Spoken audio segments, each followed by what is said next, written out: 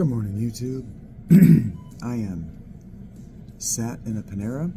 I paid my $3 for my coffee today, so I'm allowed to be here. So this episode is brought to you, not sponsored, by Panera Bread. So forgive the copyright infringement on the music and the inevitable other people who will join me here. I am here minutes after. It's 6:30 right now. I got here about 15 minutes ago. If you watched today's video, you know that I had fitful sleep, and I've been saying I was going to do this the whole time. I got bored. I didn't want to sleep anymore. On my feet I am. I went to bed about 9:30. I woke up at 5:30. That's 8 hours. I don't need more than that. Up and at 'em. Let's do this. And what I've learned, I don't know what this is. I just want to talk a little bit. This is going to be a short one because I don't have much to say. I learned something. I've been learning something over the course of my time homeless. And that's that chicks will still look at you and they'll still give you consideration for access to their pelvis or otherwise. Even if you're homeless and obviously jobless, so long as you stay clean, you smile, and it helps if you've got a nice deep raspy voice first thing in the morning and you're wearing a jacket that the chicks like. This jacket, I saw that jacket and I was like, I want that jacket because it's warm, but it's just a babe magnet. I don't know about that. That's a joke. But they like the scarf a lot. They like the scarves and the fingerless gloves, and I rock it. But I've been dressing like this for 20 years. But I think what I'm trying to say, if I'm trying to say anything in particular, is that I have obviously suffered from crises of confidence, self-confidence. What's that word they use?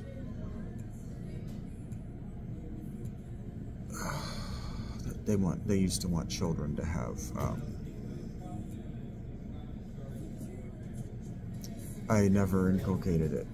Obviously, I never bought into the whole idea. What am I thinking about? You know what I'm talking. Self-esteem.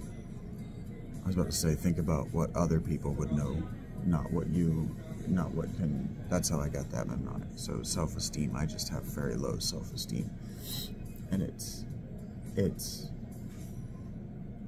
that I esteem myself accurately.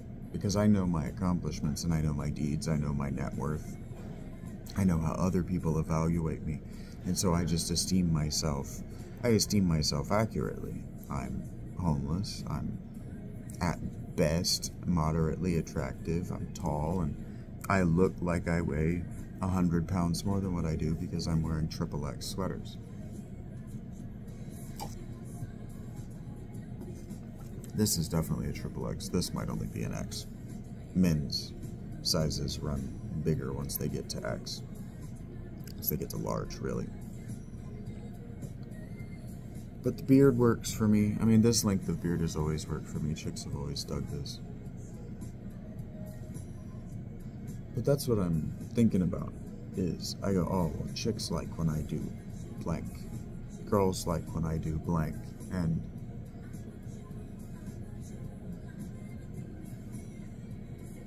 do other people do that? Do other people evaluate their behavior based on how people react to it? Because I'm still thinking about what I was thinking about last night, and I'm still thinking about what I was talking about earlier today.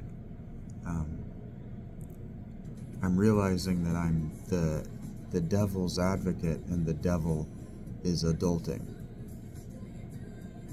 We have these prolonged adolescences that can go into our 50s and our 60s.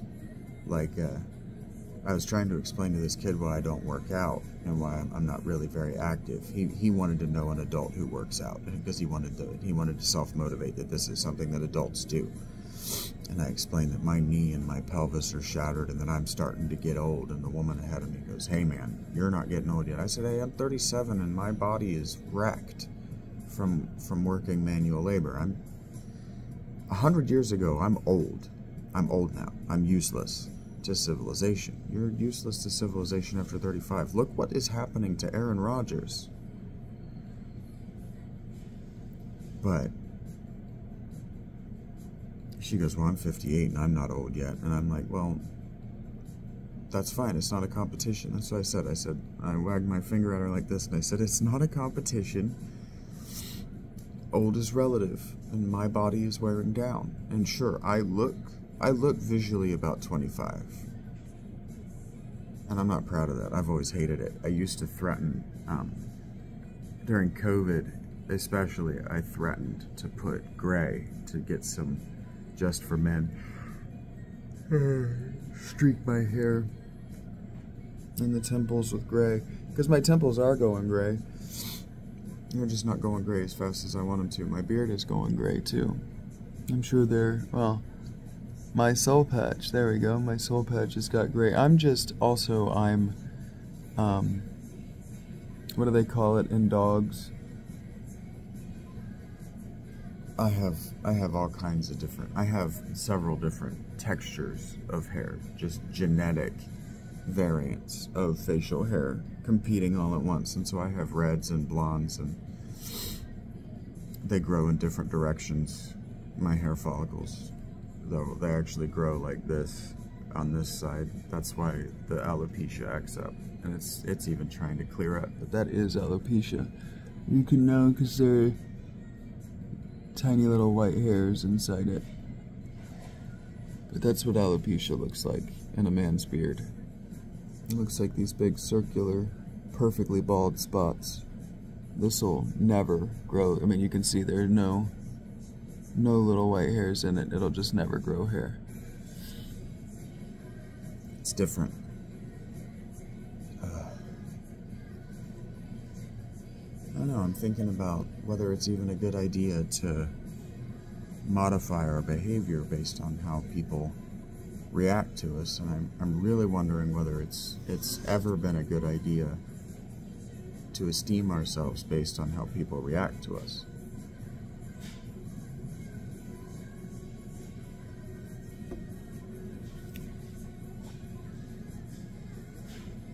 I was thinking about it in the inverse on the way in here.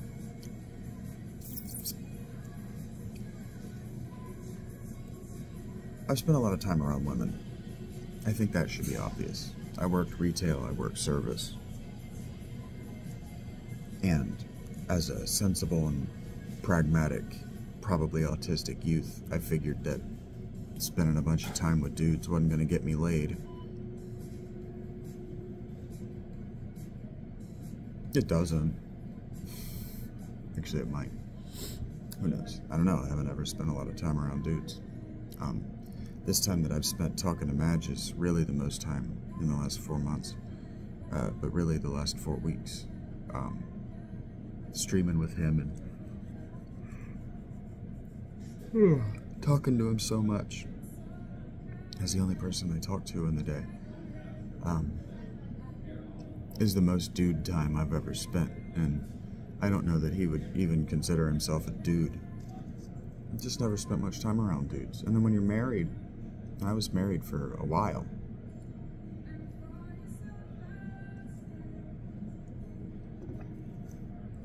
She and I got together in 2008. Really the end of 2007. And I treat dating like marriage. I treat dating like practice for commitment. If I can commit to you in dating, then I can commit to you. I'm just practicing, and it just becomes habitual to commit to you in marriage. But I don't know. There's something about casual sex that I just don't have access to. There's something about the community of casual sex that I don't have access to because I don't have dude friends, and I don't mean homosexual casual sex. I mean that I can't, like, go to a bar. I can't just like go to the bar and be hanging out with my dude friends and let the women in the bar see my personality with my dude friends and then go approach one of them, because I'm always alone. Everywhere I go, I'm alone, or I'm with my girlfriend. And there's a safety in that, because I'm dangerous. Not violent. I'm not violent.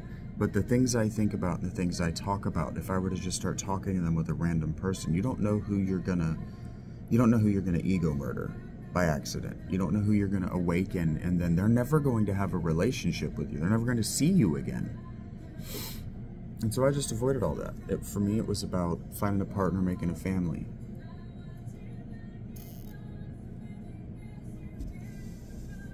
And so the masculine skill set that I always cultivated, as far as what I let women see, was commitment. My ability to commit to things even when I don't like them anymore, and I find them difficult, too difficult to continue. But all that did was condition them to think that I didn't like them. But that's, I suppose that, like me, and the inverse of me, right? That a woman who pathologically needs commitment is pathologically uncommitted to anything and doesn't think she has the value necessary to commit to her. And if she's got TV, all of the movies and TV that she watches, all the books she reads, all the people that she listens to are telling her that she's not valuable, that she's not worth committing to, because men just never commit. Even when they say they commit, they back out, right? This is what all women's literature, all women, and I consider television and movies literature. This is what it's all telling you. It's all telling you that men are garbage. All men are garbage, right? And I mean, they even had to make a hashtag, not all men, and that went away because women just were not listening. Just were not listening. In fact, the attempt, I say this all the time, I'm not a men's rights activist. I'm not an activist. Let's be clear about that. I'm a philaletheia. I'm a philaletheia, which is a higher abstract of intellectual and religious from philosopher. Especially now, philosopher has lost everything good that it used to have. Everything worth having. I don't remember what I was talking about. I shouldn't have defined that word again.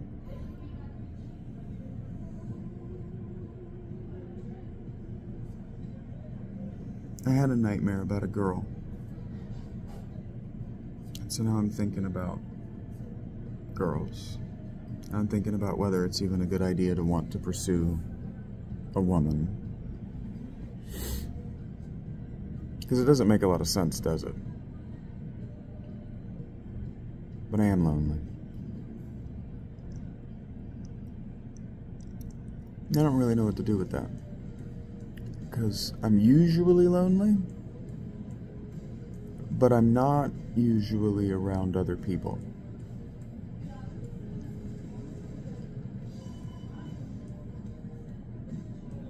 I was thinking about doing nothing in association with romance, with relationships, and with women. Because women, I talked about this yesterday, women are intensely jealous of men's time because women see, especially women with children, see men that don't have large social circles, or even men who do have large social circles. There's a jealousy and envy that men don't have to work as hard to maintain their social circles. You can go 20 years without seeing a dude friend and just pick right back up where you left off. Can, shouldn't, I find it, whatever. Men are simpler creatures. Boys are simpler children than girls. And there's not nothing to that. So I observe women. I observe human beings. I'm a watcher. You know, you want to talk about the Watchers. Those were my heroes. The Anunnaki and the Nephilim. The Watchers of of Enoch fame. Those were my heroes as a kid. oh, I want to be like them. I want to watch. I want to observe. I want to know. And even if I don't know, I want to be able to have enough data to speculate accurately. Because I wanted to be a psychologist, is what I wanted to be. I wanted to be a clinical therapist. I thought I was going to be Dr. Drew. Get my clinical practice up, have my radio show and my TV show, and help the world. And so, in the context of all of these things, really what I'm thinking about the most, and the meat that I left most recently on the bone, is I was telling you about that kid that I talked to yesterday on the bus. I'm not going to tell the whole story, but when I said to him, I explained, I have a lot more time than I used to have recently. And everybody on the bus that doesn't have a job looks at me and they go, yep, yeah, you do. Having that job just sucks all your time out of your day. Because everything has to be around it. Everything. And that's on purpose. It's not my responsibility to teach you the history of work, labor, how that goes. But there's 400 years of evolution that have brought us to the bi-weekly and monthly pay schedules. And that's something I talk with my buddy Madge about a lot, is how that locks you into the job. Like, I should be able to go and work a shift or 2 or 3 somewhere and then never show back up because I only needed to buy new socks. But I can't do that because I have to be locked into 2 weeks, and they just won't give you your first paycheck if you don't show up for the second. And I don't even think that should be illegal.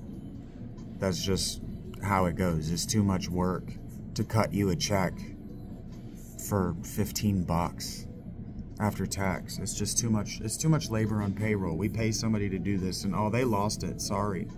Yeah, we'll take it up with them, but it got lost.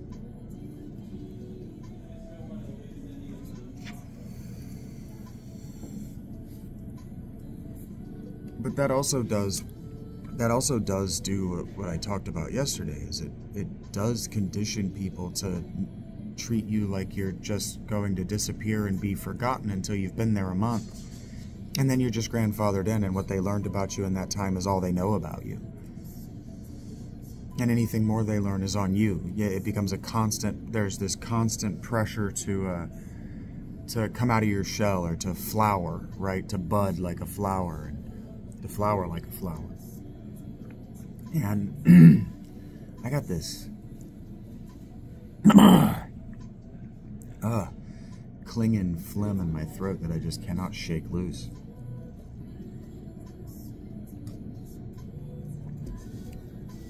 It becomes on you, and if you show them things, this is where my self-esteem and my lack of confidence come from. And circles, circles, circles, circles, plates, plates, plates, spinning. Thinking about self-modifying your behavior based on how people react to it. And oppositional defiance. And pathological demand avoidance. And so I'm thinking about self-correcting behaviors. Self-correcting behaviors from observing the way other people behave, the way people react to your behaviors, and then making the correct evaluation and taking the steps necessary to get where you're trying to go, while also self-correcting appropriately.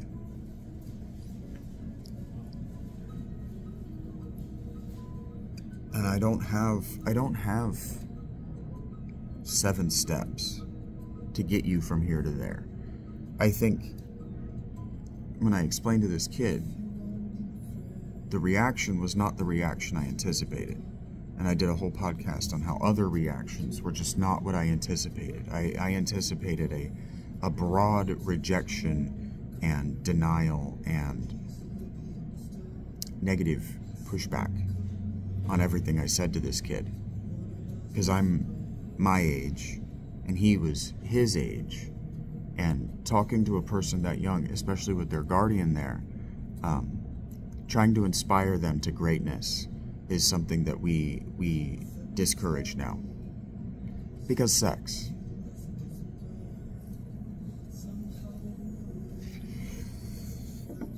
But I don't think anybody even entertained the vibe that I was trying to fuck this kid. Because I wasn't. I wasn't trying to fuck that kid. I was trying to give that kid something to build on that he doesn't need to correct. Don't course correct from where you're at. Like I told him about Capital. I said, look, I know it's an expensive school and you're on the bus, but I also see that you go to a private school, because he had nice clothes on and his guardian was missing a bunch of teeth. So that family had put everything in this kid. And that kid was like 95, 92% normal genetically. He had a lisp and a speech impediment, but he's interested in making music. And so you can see how your flaws, you can see how overcoming your flaws can give you superpowers. Knowing what your flaws are, evaluating them, esteeming yourself correctly based on your flaws can also give you superpowers. So I was thinking about how a friend of mine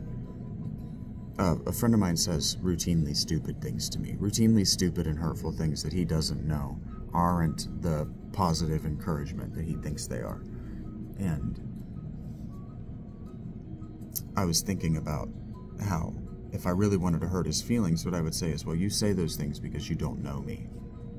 And you react to me in the way that you do. Not because you're stupid, and not because you're simple, and not because you're ignorant, but because you don't know me. Not because you're broadly these things. Not because you don't know humans. And not because you don't know the things that you've experienced. And not because you don't know the things that you know well enough. Because you don't know me. You haven't taken the time to get to know me.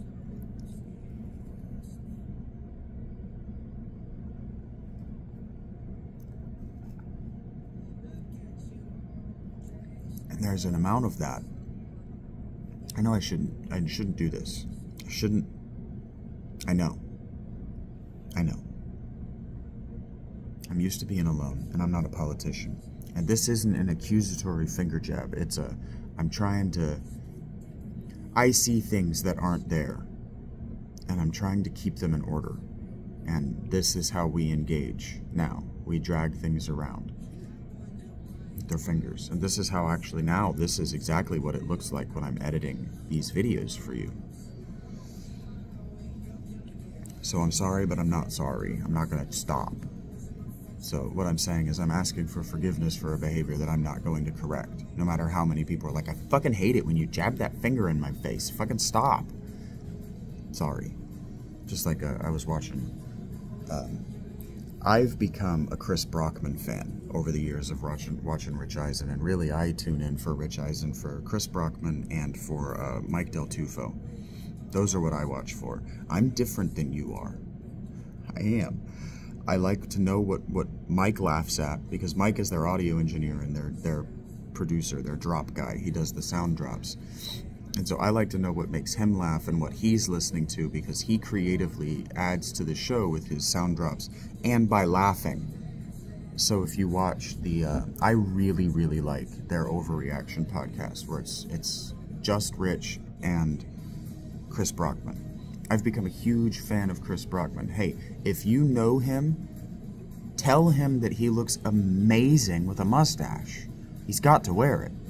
Magnum P.I. had nothing on his mustache. He's got to wear it. Especially through November. Just give us the mustache back, Brockman, through November. If you go full beard is fine, but you've got to go mustache. It's just so good. And I understand that we don't like the mustache anymore. Especially in LA, mustache is just coded for porn and gay. I get that. Porn and or, I should say. Two things. I get that. But some men just look really good with a mustache. Like, I look really good with the Three Musketeers thing. If I just shave, like if I just only wear this, I actually look really good with it. And if I grow this long, I look really good as a 17th century Frenchman. But I look broadly French. I'm broadly French Norman. Tall, thin face.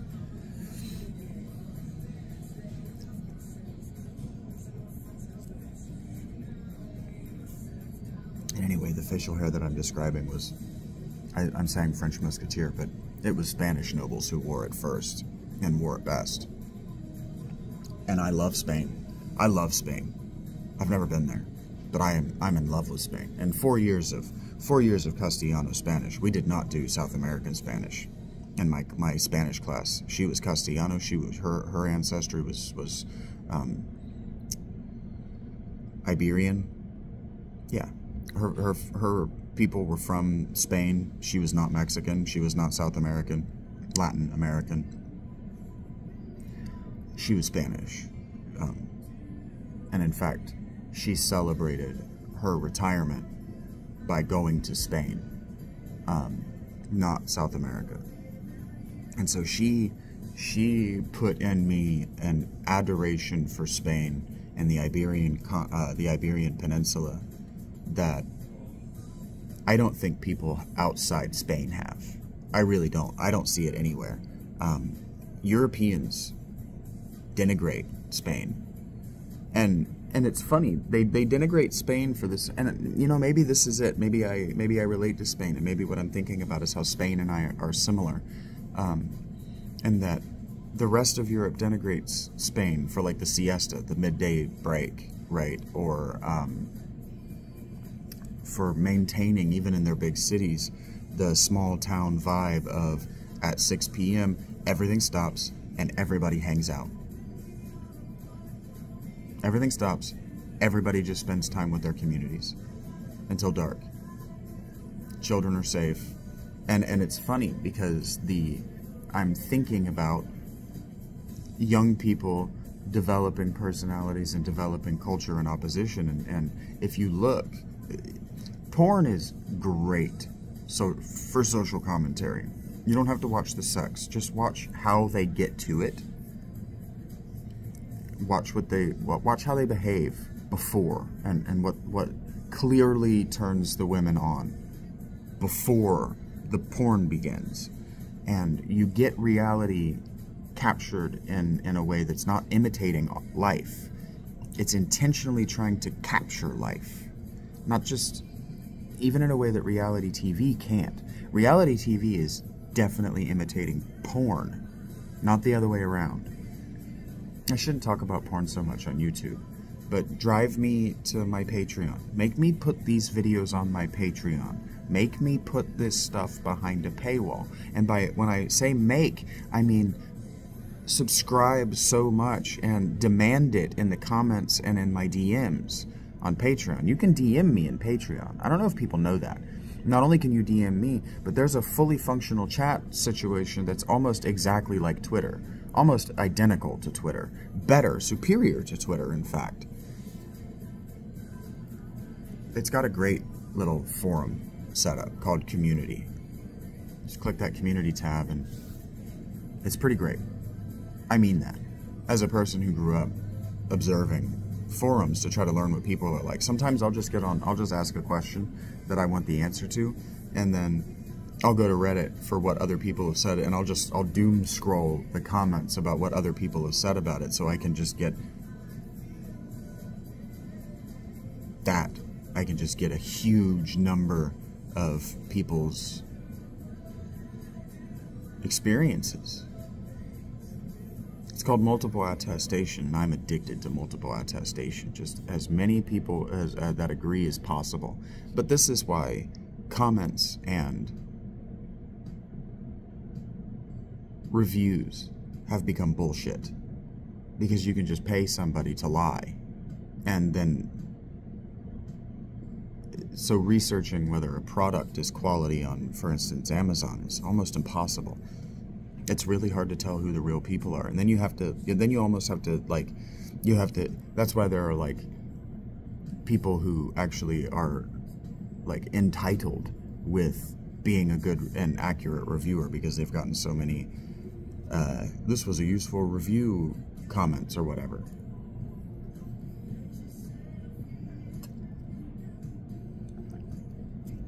And so anyway, I'm thinking what I'm thinking about and what I'm trying to get to, and I'm trying to work around my cognitive blocks that tell me you're not allowed to talk about that in that way, is how Twitter's just become porn. It's just become ambush porn. I hate that. I'm sitting in the library. I know I've got professional librarians walking around behind me. I know they're interested in what interests me because I know they hover around me when I'm reading the Bible and I'm commenting because everybody's interested in what smart people are saying, especially people are interested when you're obviously recording yourself. They want to know. People are curious. What do you think is so important that you're recording yourself? And so I'm sitting here doom scrolling Twitter because I've got 15 minutes before I need to go to breakfast, and I scroll past 5 videos of women taking their fucking tops off or just sitting in front of the video topless. And it's like, I'm not trying to look at porn.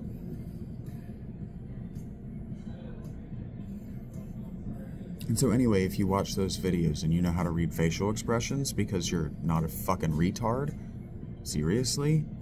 You know how to read facial expressions?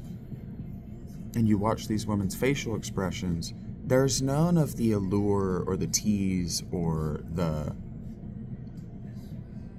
come here, big boy, you've had a hard day. It's all just defiance. Who are they being defiant toward? The women who are going to run across this and don't want to see it. And it's never titties you want to see. You know, Ron White has that joke that men want to see every pair of titties, right? And so he's like, even if a 70-year-old stripper comes up to you with her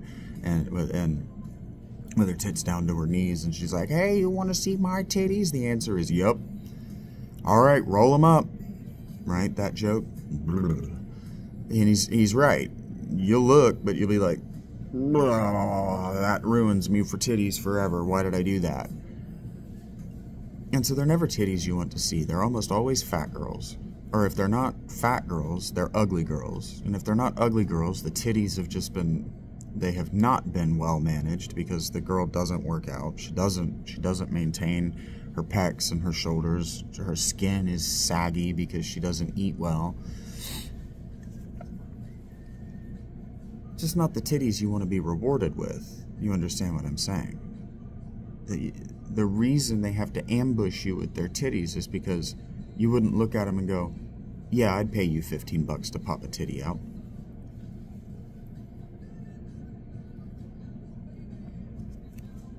And they do it in defiance of social norms, and you can see it in their faces. There's a defiance, a stop me from doing this about it. It's not about making money.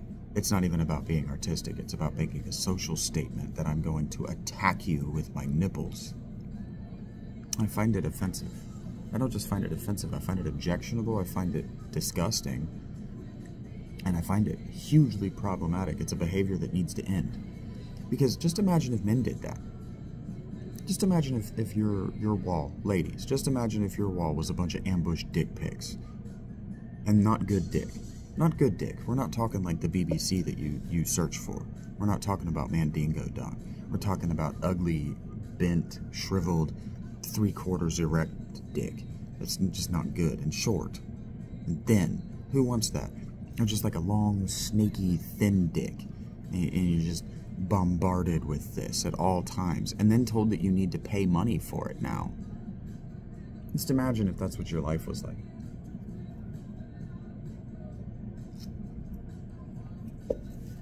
Oh wait, you have DMs. That is what your life is like. And so this is how we even the playing field? Just ugly cunt and titty everywhere? Come on. Come on. Do better. Like, this is what I'm talking about when I say do better. You don't need it. And see, that's the thing. Is that porn addiction? It's not a porn addiction. You're not addicted to the porn. Not at all. You're addicted to the feeling of being valuable. Women show you your titties if you're a high-value man. But if you're a low-rent woman showing you her titties is what? What is that? Who cares? It's like, I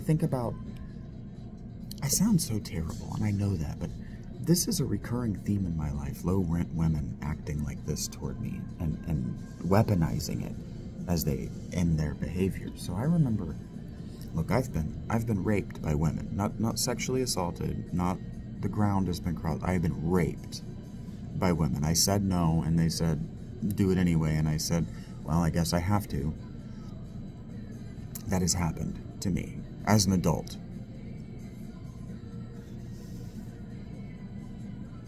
So I think about when I was a freshman in high school, and I'm sitting there in my favorite shirt.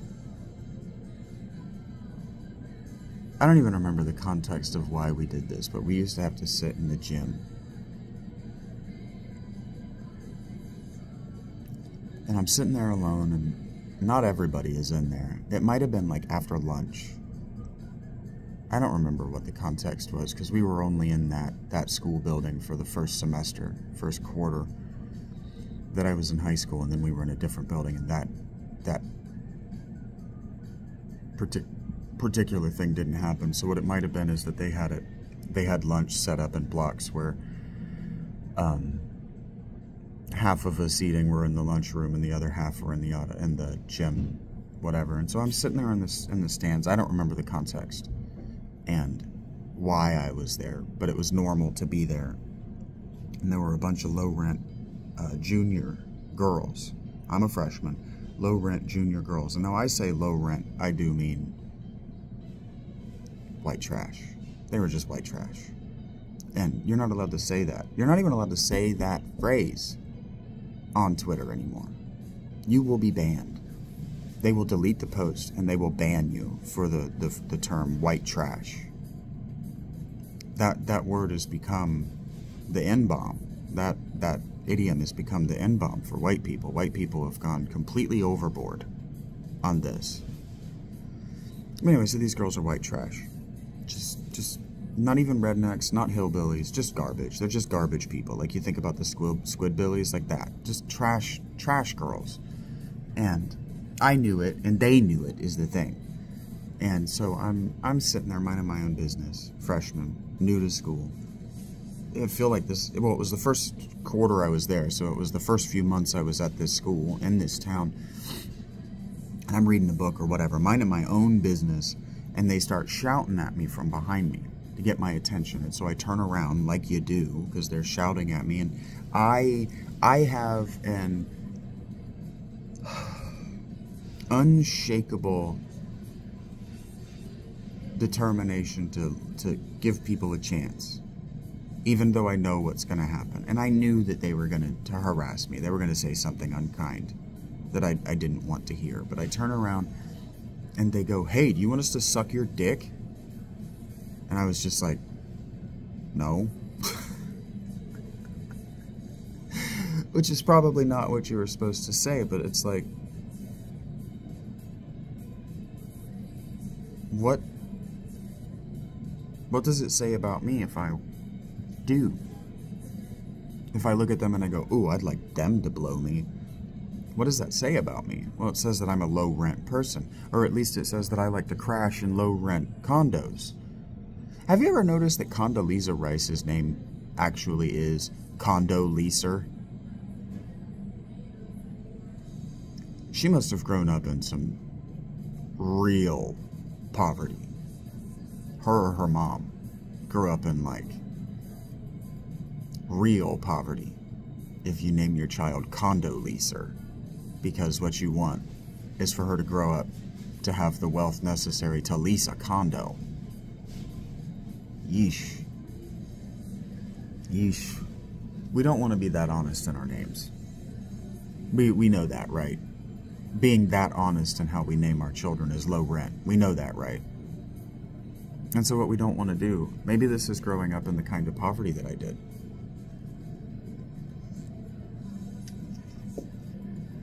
But it's why I insist on wearing nice clothes and trying to look at least presentable. Not attractive, not sexy, not like I'm looking like I'm trying to get laid. Which is where I began, right?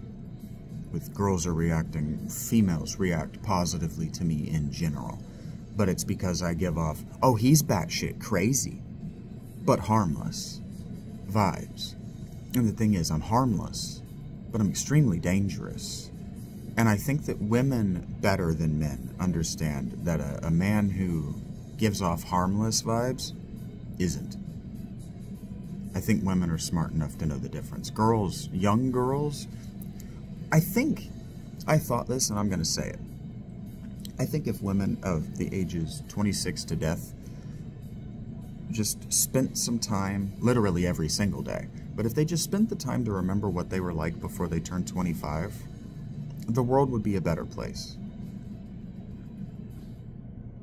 There would be more second marriages.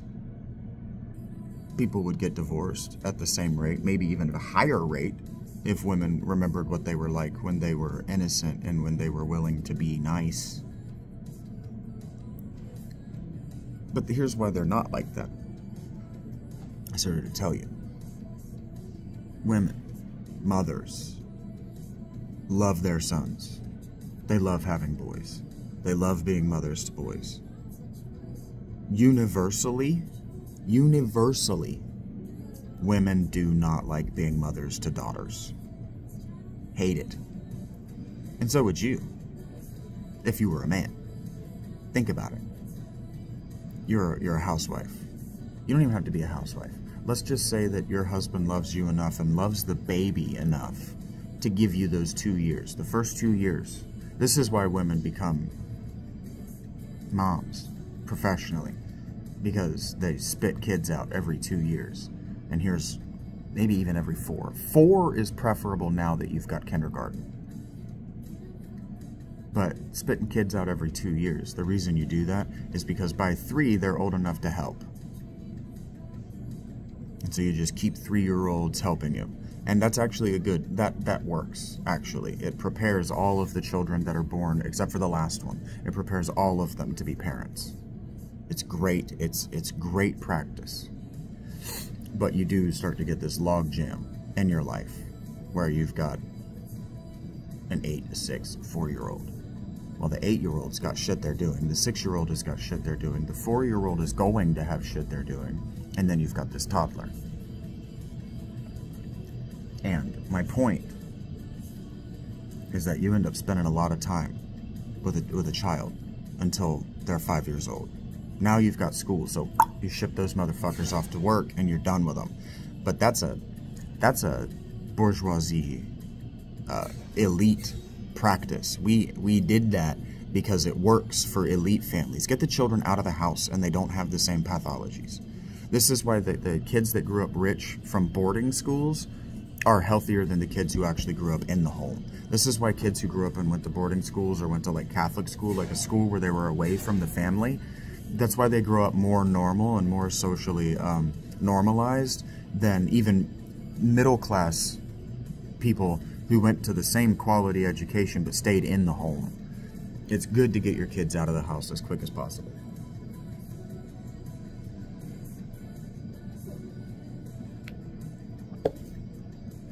It's good to get your kids socialized by adults who aren't the parents as quick as possible.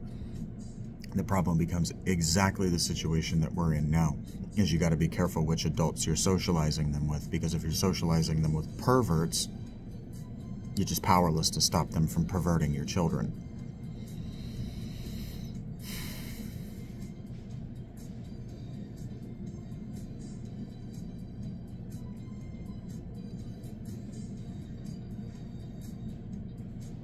So there is an efficacy to remaining a virgin until marriage. For both, there is an efficacy for women remaining virgin until marriage and then men not. There's a legitimacy to that.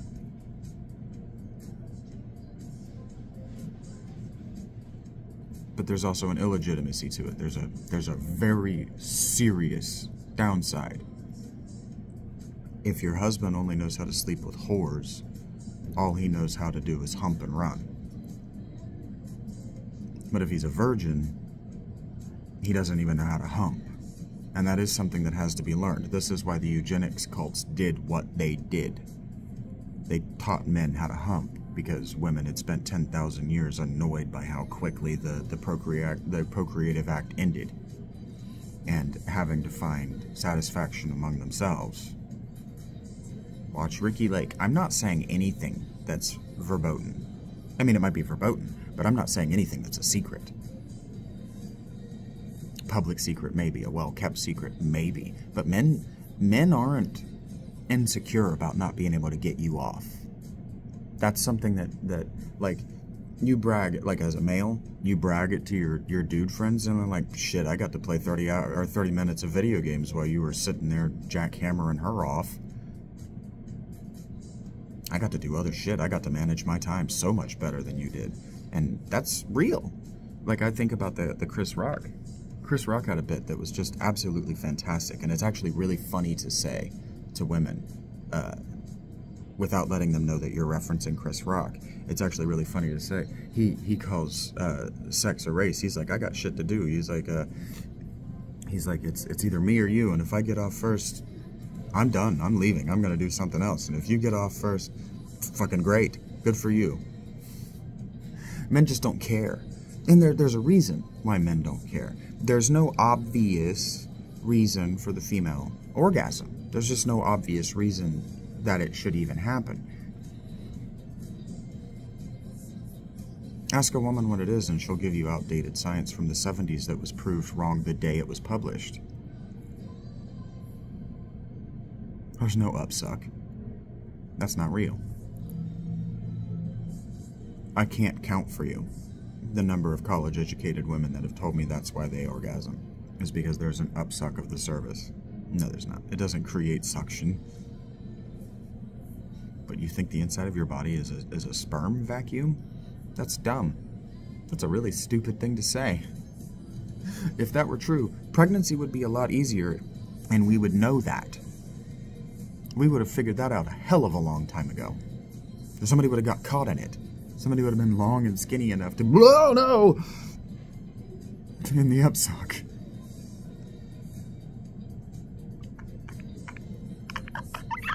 The visual of getting stuck like a dog in a woman is very funny to me. But I might have been sexually pathologized by watching dogs get knotted as a kid. Like, oh God, could you imagine? Could you imagine? Your balls are stuck in her for what, a half hour? 2 hours? Just can't, and that's the terror. That's what all men think about is, oh God, I just couldn't get away from her. Because you have to get away from her. Women don't understand this. When the act is over, you have to get away. You gotta go. You gotta go and be anywhere but there. And I don't know why. Even when the cuddling is nice, it's like the cuddling is just there so she doesn't know that you gotta go.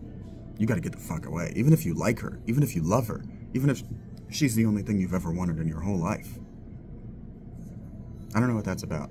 I haven't talked to enough men about their sexual experiences. In fact, I only talk, in my entire life, I have only had a conversation with one adult male and about this, and they have an even more extreme response to this than what I'm describing.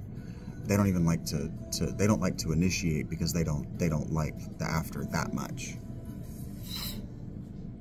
You know, Russell Brand is an appalling and abhorrent human being, but he did make a good point when he was still a stand-up comedian, and he was talking about how for women it's like the sun just came out and all of the flowers in the universe just bloomed, blossomed all at the same time, and everything is beautiful and life is amazing and all of this. And for men it's like the dark night of the soul, and we can't stop chasing it 6 times a day, 20 times a day, as many times as we can get it.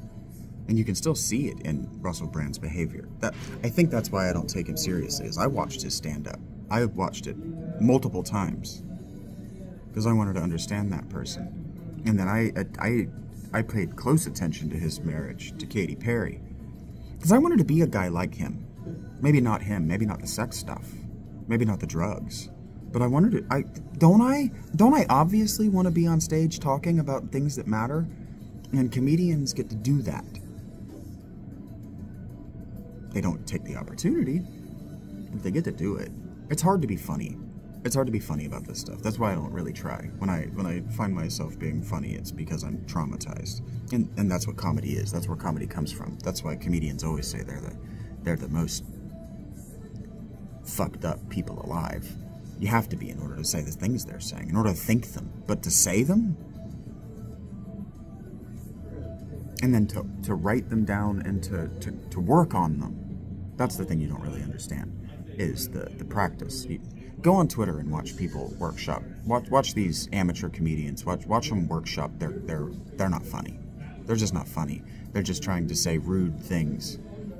And it's not funny. You laugh.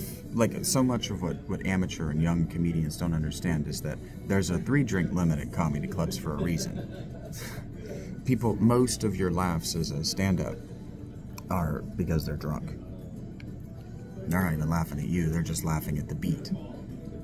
They know where they're supposed to laugh, and so they laugh because they're having a good time, because they're hammered.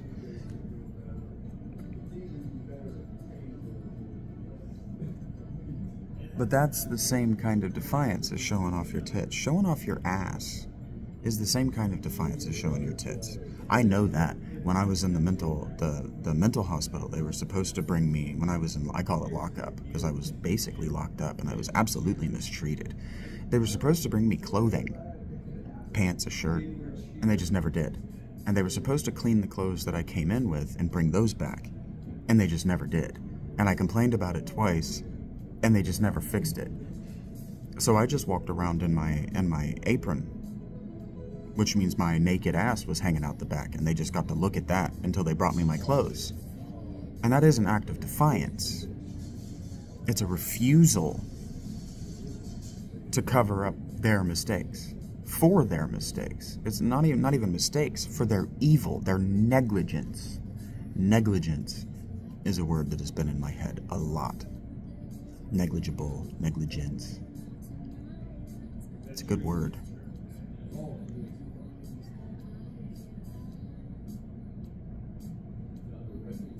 Maybe that's what I'm thinking about. Maybe I'm thinking that sexual selectivity is a metric for negligence. Okay, well, if you're negligent in these categories, you won't be sexually viable.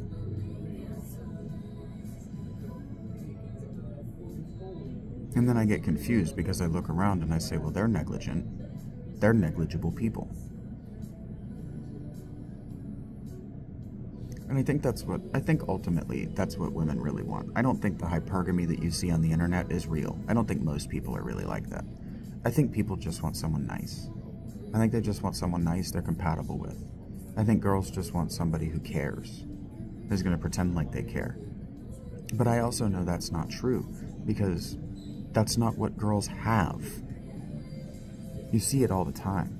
In fact, me being moderately attractive, and I'm really not, but me being whatever the fuck I am and whatever girls see, when I'm sitting at the mall and I'm people watching, I'll just look up from my video game and I'll casually scan the hallway, and it's funny to see which girls, when they see my eyes scan over them, run to hold their boyfriend's hand. And it's funny to see which boys run to grab their girlfriend's hands. Even if they don't move anywhere, they just snatch up their hand real quick. She's mine. Don't look at my girl. I'm his. Don't look at me. It's funny. And it's always the girls who run to their boyfriends are always the ones that are attractive enough that if I were looking in that way, I would look. But I'm not. But if I were, I would. And they're the ones who are faithful. Always. Always. The girls who work at keeping their bodies looking good, tight fit, putting on a little bit of extra weight so there's a little bit of extra jiggle, some cushion for the pushing. Girls who care about there being cushion for the pushing are angels. Different kinds of girls. And those are the girls that run to their boys. Why? Because they've put in the work and the commitment. They're committed. But women don't understand that. And I think I know where that comes from. And I think this is approaching an hour, and I don't like these to go over an hour anymore, but I think I know where it comes from. I think it comes from a broad misunderstanding of those goddess statuettes from the ancient world.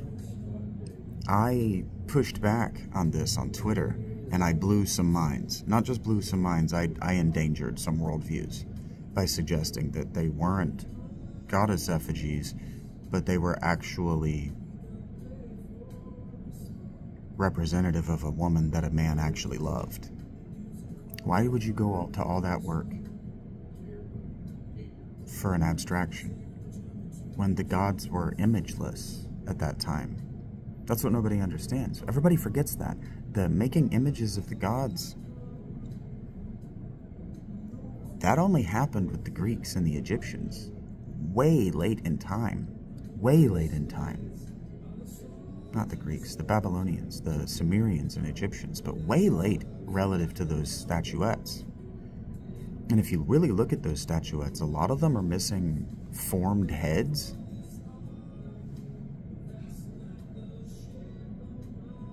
Well, they remind me of those Amish figurines that don't have the faces. Well, why don't they have the faces? Because representing any one particular face on that shelf, what if you don't love that person anymore and you made this to represent them and then you don't love them anymore? Well, what if they hate it? What if they don't like being there? What if they die? If you represent any specific thing, you put more than what you realize into it. I think about this a lot. I've had saves and RPGs that I named after, like, I named characters after people I knew, and then those people came out of my life, and it was like, well, guess I'm going to have to start that game over because I'm not looking at that name every day. That's real. I think about that now.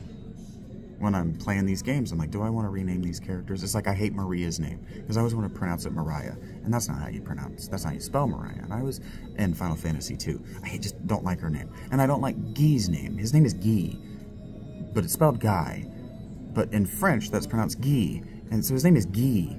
Guy and Maria and Furion. These names are supposed to sound foreign and European, right?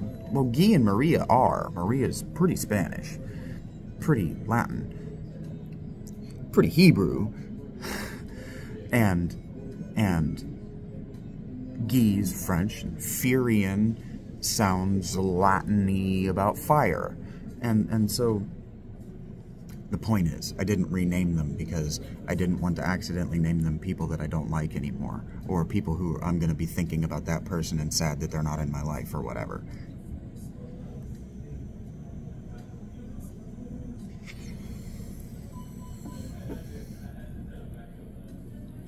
I think we think that human beings are more idiosyncratic than they are. Like, I think that girls think that there's one man that's just for them out there. I think that men think that there's okay, here's the best way to say it. I think that this is the perfect way to say it, and it's rude. So there's a movie, if you remember Picnic Face of Power Thirst fame. I grew to really love Picnic Face because what I like about Picnic Face is because they're Canadian, their rude sense of humor is in its own way a kind of act of defiance, because they're not rude in their humor in an American way.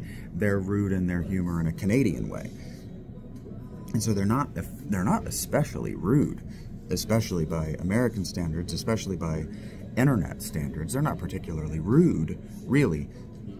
But they are rude in a Canadian kind of way, so they're oppositionally defiant of Canada's politeness standards, right? And this was in the early internet days. But they made this movie called Roller Town, and it's rude, and it's hilarious, and it's one of my very favorite movies. Highly recommend that you watch it. It's so funny. It's so weird and awkward, and hilarious, and stupid, so dumb. Like, I'll give you a feel for how dumb and stupid it is before I tell you this dumb and stupid moment that I think about every time I think about relationships. They perfectly captured what a relationship between a naive virgin girl who just wants to have the experience of what she can't have, which is a bad boy, and then why the bad boy is a bad boy. And that's what the movie is about. It's a spoof on Dirty Dancing, and I never remember what the movie is called. Footloose.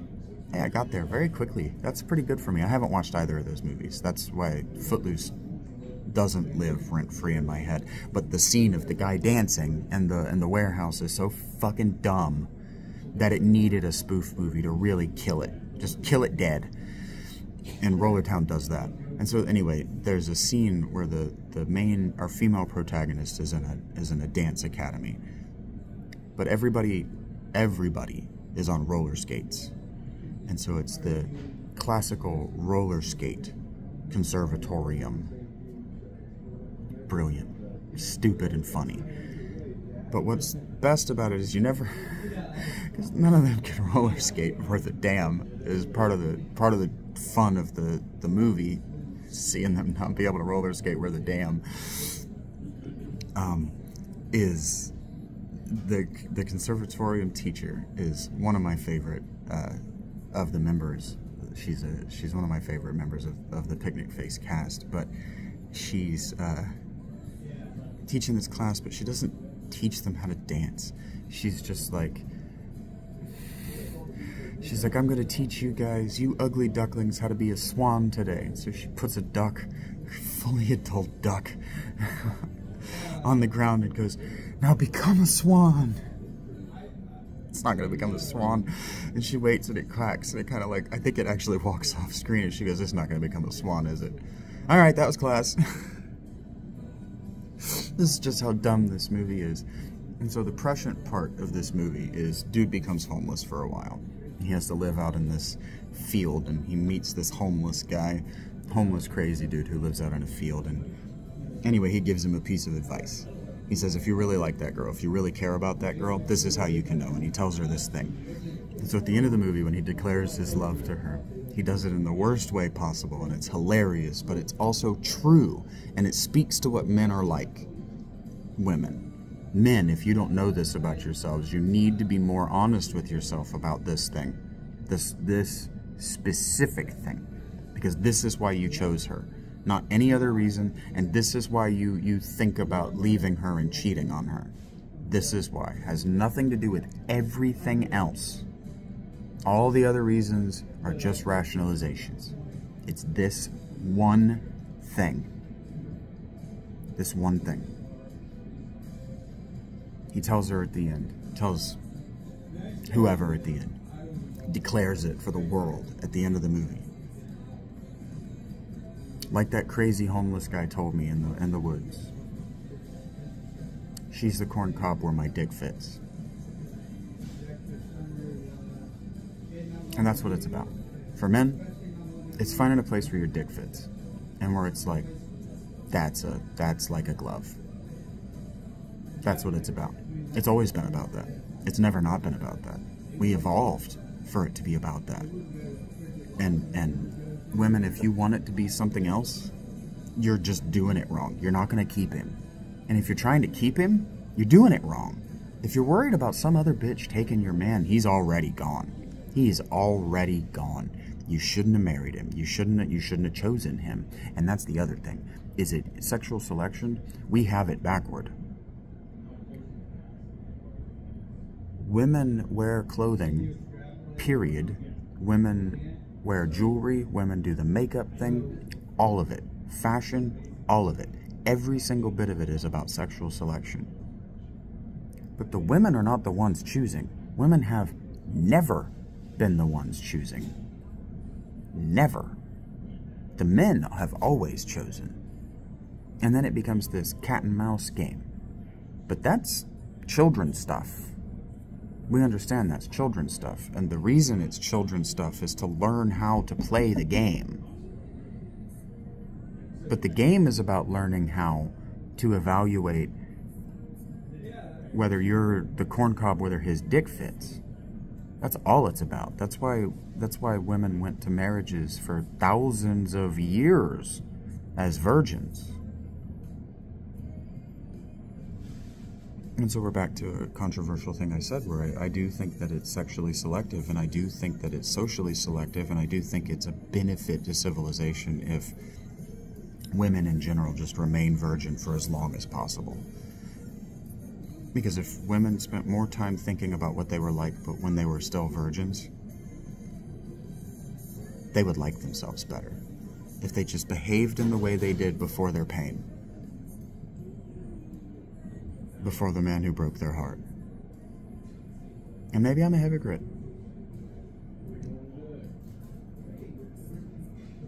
Maybe I'm a hypocrite. Maybe because I woke up from a nightmare. A nightmare about women who have broken my heart. And so maybe Maybe I'm a hypocrite. Maybe I don't act like who I was. Maybe I've modified my behavior to please these women who didn't love me so much that I'm just not the same guy I was before my first sexual encounter, before my first rape at the hands of a woman. But I don't believe that about myself.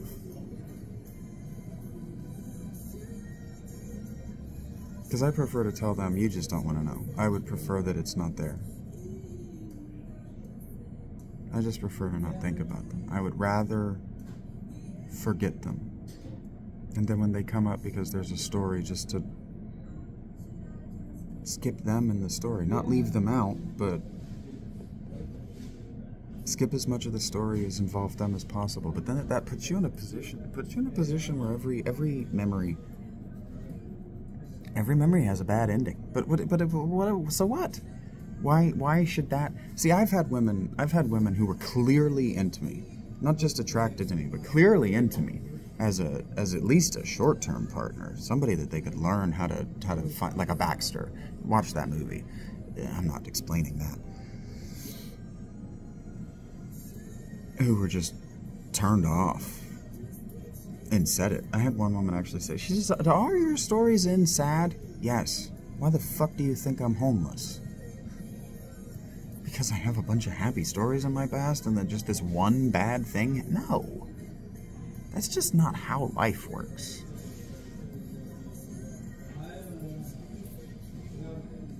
And the thing is, I felt bad for her that she just couldn't even conceive of that.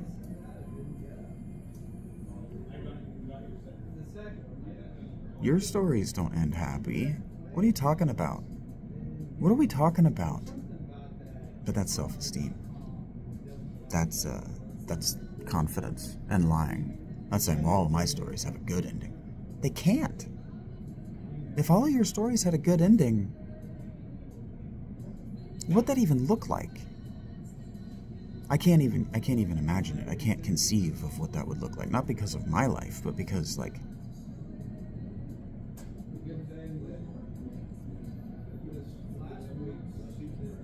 but you went to the water park and you had a good time, but then you left. That's a sad ending. Right?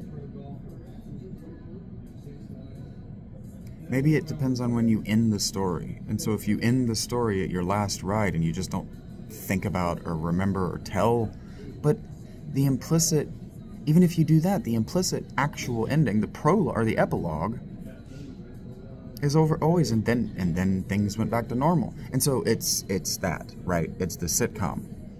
It's conceiving your life as a sitcom rather than as a memoir, as a series of novels. Well, the sitcom, no matter how good or bad, it always just goes back to normal at the beginning, every day. And Futurama even makes the joke about it. Well, the story just ends, but then everything's the same. And no matter how things went during the course of the episode, everything has to end the same. This is why, like, when they killed Brian, it was such a big deal. Because you'd been conditioned by however many, 16, 17 seasons, that things like that are impermanent. They're gonna, it's just, everything magically resets. And so the next episode starts the same as every other episode, anytime, anywhere in time. There's no sequence of events. There's no, Futurama. Let's say Family Guy. Family Guy is the perfect example of the non-linear mythical time, because it's any time, and the cycles, no matter what happens during the loop, it always ends and begins in the same place with the same setup, always. Perfect example. And I think we've modeled our lives like that. I think we've modeled our very memories. I say we. I haven't. I think you have. I don't even know where to begin with unpacking that for you, undoing that in your brain. That it's about watching. It's about what you watch. It's about what you observe. You can only think in terms of what you hear, and you can only act in terms of what you observe. Like you can read, oh, you should do this and you should do that, but until you've observed how it works, and like I said, I'm back at the beginning again. modifying my behavior based on how chicks react to me. Feeling good about myself because a girl let me compliment her hair, like that kind of thing. Well, if she says thank you when you compliment her and smiles and acts like it meant something to her, you must be a quality person. But if she doesn't, you're probably a creep. But evaluating yourself like that is not healthy. Other people will do it. Other people will do it. Like I recently told a woman, and it freaked everybody out, that I liked her enough. I had strong enough feelings for her that I would absolutely commit to her, but it makes absolutely no sense to model my life about that. I'm about to be homeless, sweetheart. I'm not valuable. I'm not a man that you want to be your husband, but I have intense feelings for you. And all she had to say was, no thanks. And I'd be like, cool, let's continue our professional relationship. Instead, she did not do that. She absolutely assassinated my character and had people who, again, I'm thinking about, well, you just don't know me, telling me that I was creepy for telling her that I have feelings for you and I would be willing to commit to those feelings, but she lied about what I said, and so they go, you're a creep. And I'm like, I'm a creep because I told a woman I have feelings for her and I would be willing. You're a fucking married man.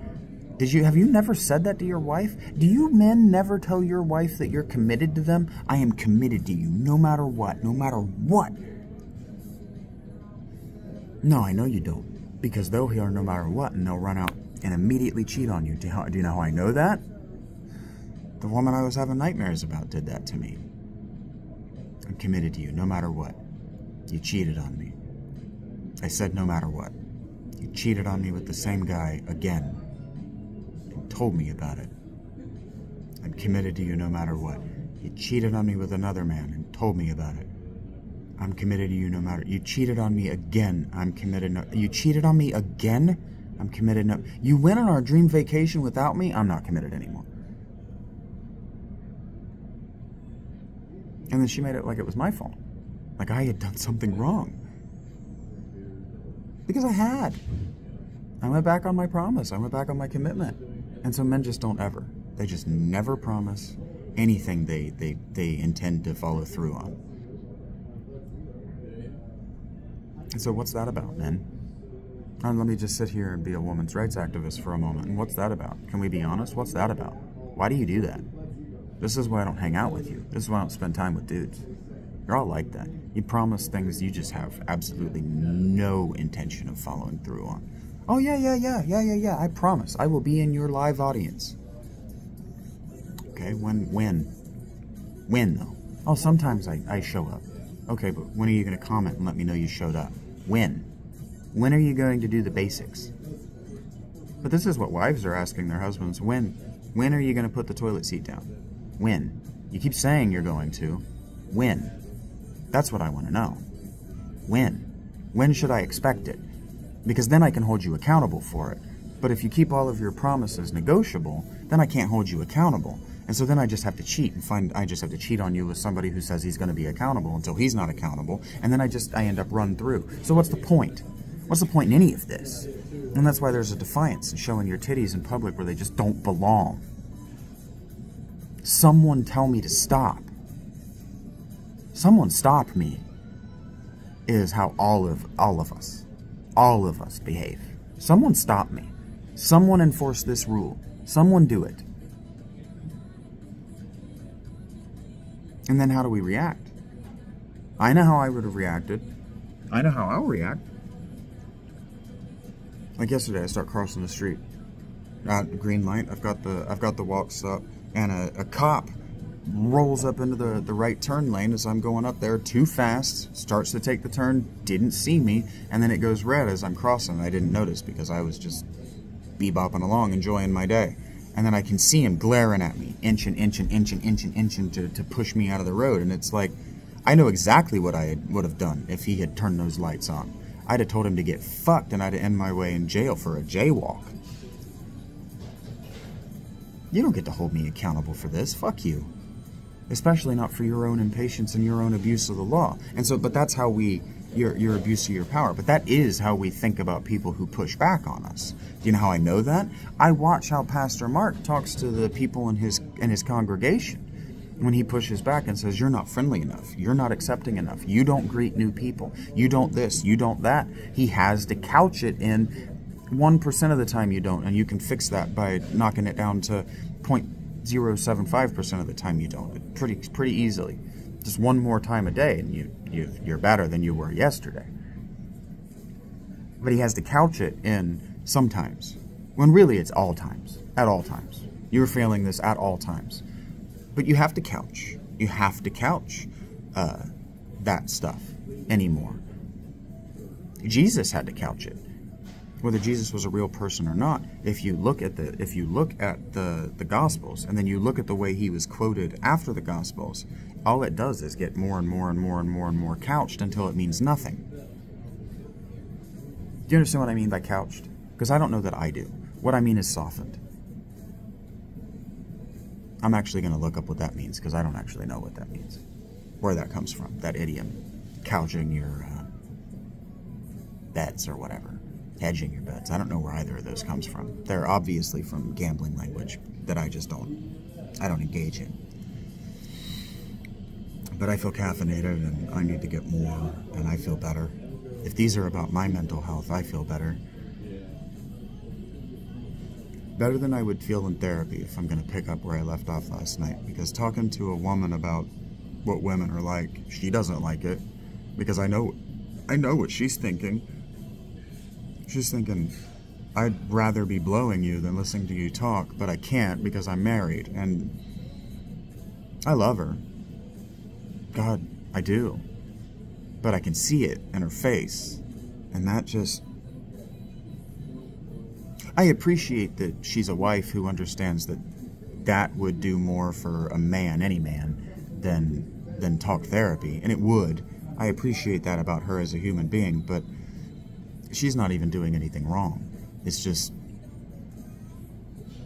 I've been thinking about the position that I put myself in. But I know I couldn't talk to this stuff about this stuff with a man, because I'm just going to seem like I'm a men's rights activist and creepy, because men have just become women with dicks out of a pathological terror of their mothers and girlfriends and potential sexual partners calling them a creep. But that's 30 years. This has been in our culture for 30 years. It's not going anywhere. It's only worsening. It's only getting worse every day. And if Kamala wins, fucking end it. Just end it for dudes being allowed to be dudes ever again.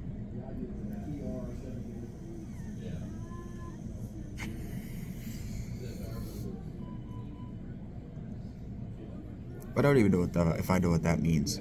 Because the dudes that I see walk around in the mall are clearly homosexuals. Not gay, just clearly fuck each other, clearly think about fucking each other, clearly absolutely, if they don't because they just haven't brought it up to cross that line, would.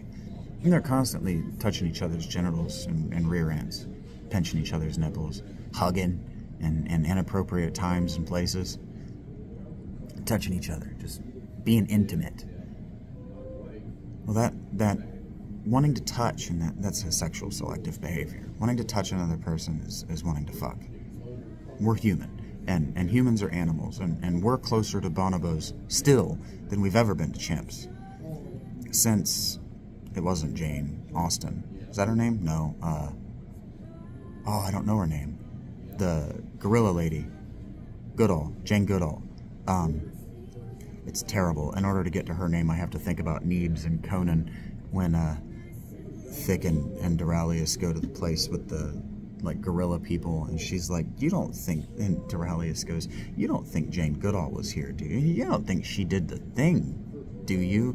And they run across what's clearly a hybrid or whatever, and Thick goes, oh my god, Jane did the thing! So whatever, that's very funny to me, but that's how I have the mnemonic. I can't say that word, mnemonic. That's how I have it in my head. And I think ever since her, we've tried to take primates too seriously in the wrong way, and we're clearly not gorillas. And because of the genetic link to chimps, I think the genetic closeness in our link to chimps. I think we've covered up at least one eye when we observe them to try to make them more like us. But if you actually observe them and you actually, sure, we're kind of like them socially in our structure, but we have significantly more casual sex than chimps do. And bonobos have an entire social economy and currency wrapped around casual sex. So we're clearly more like that. Clearly more like that.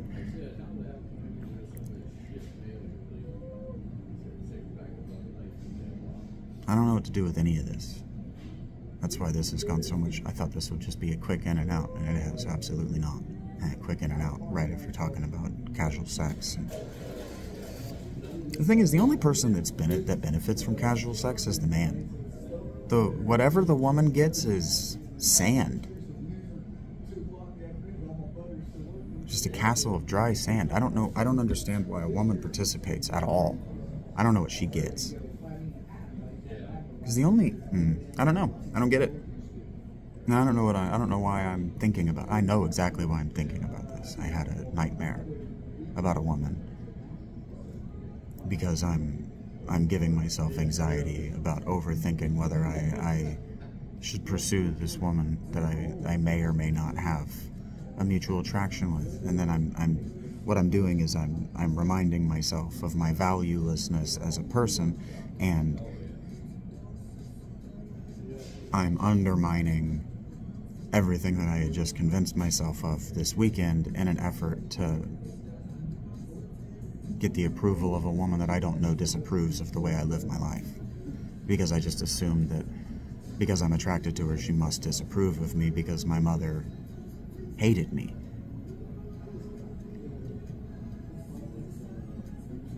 But being a single man is to get the disapproval and scorn of women.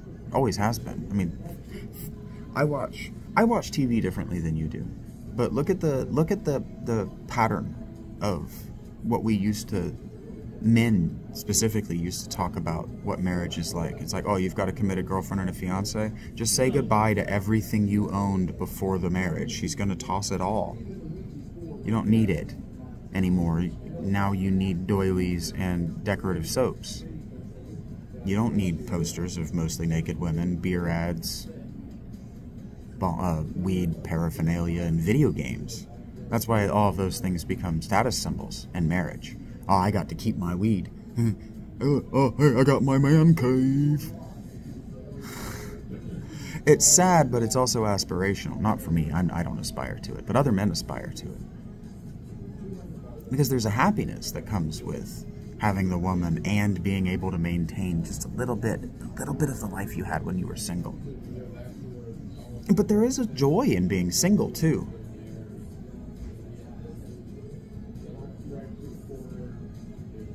And there's a self-esteem that comes with being able to pull members of the opposite sex for casual encounters. But they have diminishing returns. You know, this is why the religious have always sexualized the relationship with deity. Not just the all-God, not just the Father, but, I mean, they sexualize Jesus, they sexualize the Father. Cupid and his name is Eros, and Aphrodite were always sexualized. Always. Eros is lust. Aphrodite is rationalized lust. I mean, Aphrodite is also the duty of lust, and the Maenads of Dionysus are the fury of lust. I mean, it's all lust. Lust after God is what the medievals encouraged. The medieval Catholic orgies where popes and religious princes would reverse gangbang their way through nuns and all of the married women in their congregations were about a controlled ritual lust. It's all lust. I mean, even greed is just lust. You want the stuff to be sexually viable. I just don't really understand. Even when it's happening to me, I don't get it. I don't understand what I'm doing, what I'm thinking, and what I'm feeling. Do I want that girl to fuck me? I mean, yeah. But then what's the next? Where's the end game? Do I want her to marry me? I don't even know her. Am I gonna? And that's why it's so confusing as a man. It's confusing. Dating is confusing. It's like, well, my corncob fits, but I don't really like her.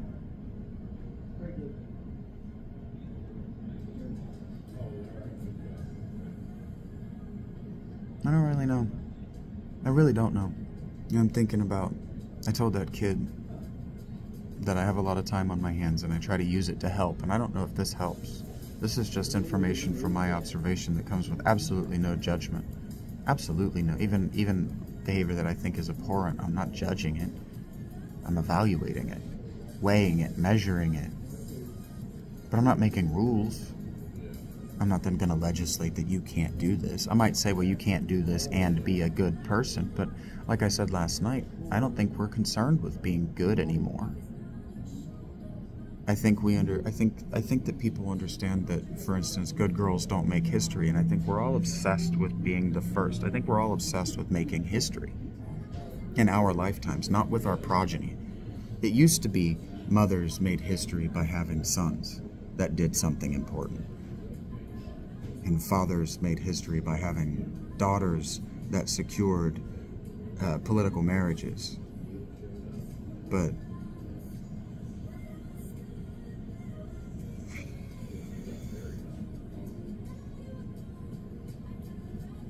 what, you have value when you make your first million, you make your first billion, when you make your first trillion? When do you have value?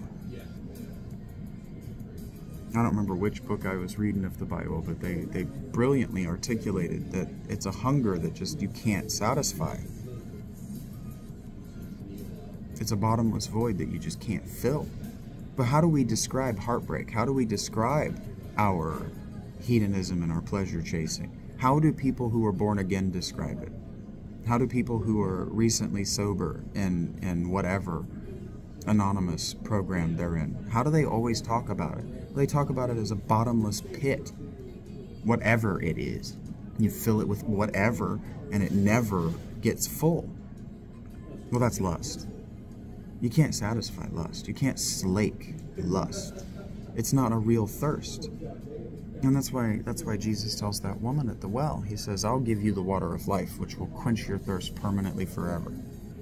And she's like, well, what is it? And he's like, well, it's not my jizz, darling. It's not that. And she's like, oh, well, I thought it was going to be your jizz. And he's like, no. And she's like, oh, well, I have to go tell everybody, here's a man who doesn't want to come on my tits. He's pretty great.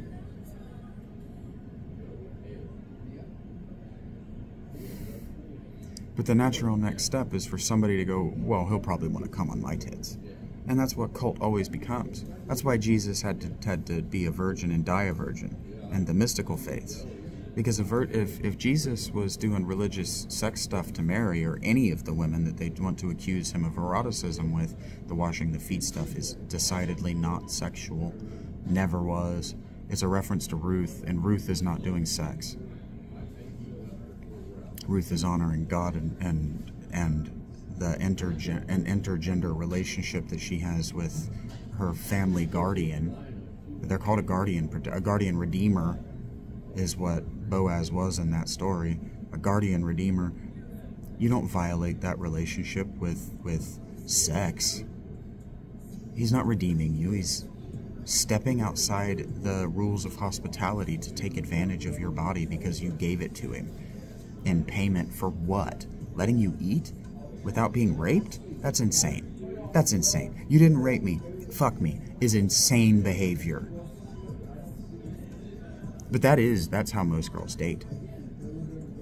Oh, you didn't rape me while I was drunk. Now you can have it for free. And it's like, that's not paying it forward, darling. That's just being civilized. It's being civil. It's just not taking advantage. And if not taking advantage of you is sexually selective, we have a problem. You have a problem. of putting yourself in position to be taken advantage of. Stop doing that. Women, stop doing that. Stop making yourself vulnerable and then making it a virtue signal to not take advantage of your vulnerability. That's insane. It's just insane. Maybe I'm wrong. I would love it if somebody would leave me a long comment explaining to me why this last hour and a half, this last 90 minutes, I've been wrong. Because I don't know that I'm right. I just know I'm speaking my truth. I'm speaking the truth. Phil Alitea. I'm a lover of truth. And if I'm wrong, we can get to Alitea, the unassailable truth. I don't know how much of this is assailable and how much of it is not. I've never said it out loud. To be assailed. Well, except for in places I thought were safe, like with girlfriends. And it turns out you judge women broadly to girlfriends and they come to one of two conclusions, if not both. They come to the conclusion that you hate all women, and they come to the conclusion that you're projecting about their behaviors onto other women. Whether those things are true or not. And they're probably true.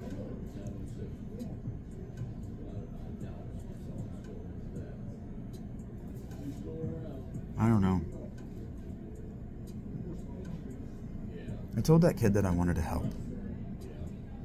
That's what I told Guy as he was getting off the bus. I told him to have a good day, and then I explained to that kid that I have a lot of time on my hands now, and so what I try to do is open myself up to be the kind of person who can help, and who's trying to help, and who's making an effort to be helpful. And I really thought everybody on that bus was going to push back. I thought everybody on that bus was going to say, it's not your place. You are homeless. Get your life right, and then you can help. You can help with money. You can help by being an employer who gives this guy a job. Facts. But I think they all recognize that the YouTube is a way to do it. This does it. Because if I make a lot of money, I can just employ him to do bullshit for me. And they know that. They know how this works. They're aware of Mr. Beast, whether they know it or not. They see it. Mr. Beast is a piece of garbage, but he's at least a piece of garbage who has enough sense to use his garbage personality to look like he's giving back to the community. You don't believe that burger thing that he did was about providing cheap meals, do you? It was about making a quick buck. Look how badly it went for him. Look how badly everything he's done recently has gone for him. Like even his appearance at the Buccaneers game a few years ago. Look how badly everything goes for these people that have fake, projected virtue, value. Look what happens when white trash gets any amount of money. Look what happens when low-rent people move into a high-rent neighborhood. The property value goes to shit. And the quality people leave. And so then what do you have? Well, you got the Bronx. You got New York. You got California. You get Seattle. You just get homeless colonies. And so what's the response? Gentrification. To make the rent too high for those people to live there. And then what do you get? More homeless colonies. You get Zanesville. The higher you make the rent to push poor people out, the more poor people you end up with.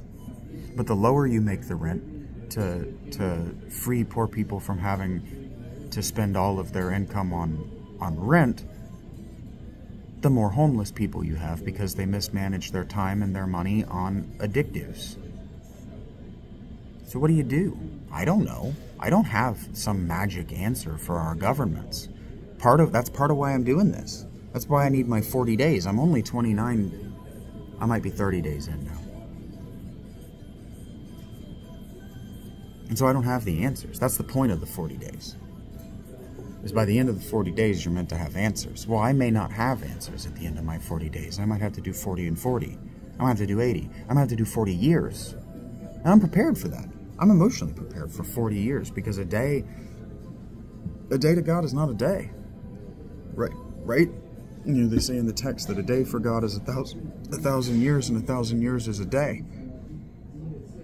And that's poetic license. But it's also, God's time is incomprehensible to us, in the same way that God's mind is incomprehensible to us. And so if we're trying to do oracle off of other people, and we're hearing God say these behaviors are bad, and then we look out in the world and say, well, if I self-correct based on the way they're behaving, I'm not listening to what God is saying. But what God is saying is absolutely incongruous with what I'm seeing with my eyeballs. And then you read the book of Job and you go, God damn, Job, you're so wrong, but I agree with everything you're saying. I've felt it, I've said it, I've done it. All of it, every bit of it.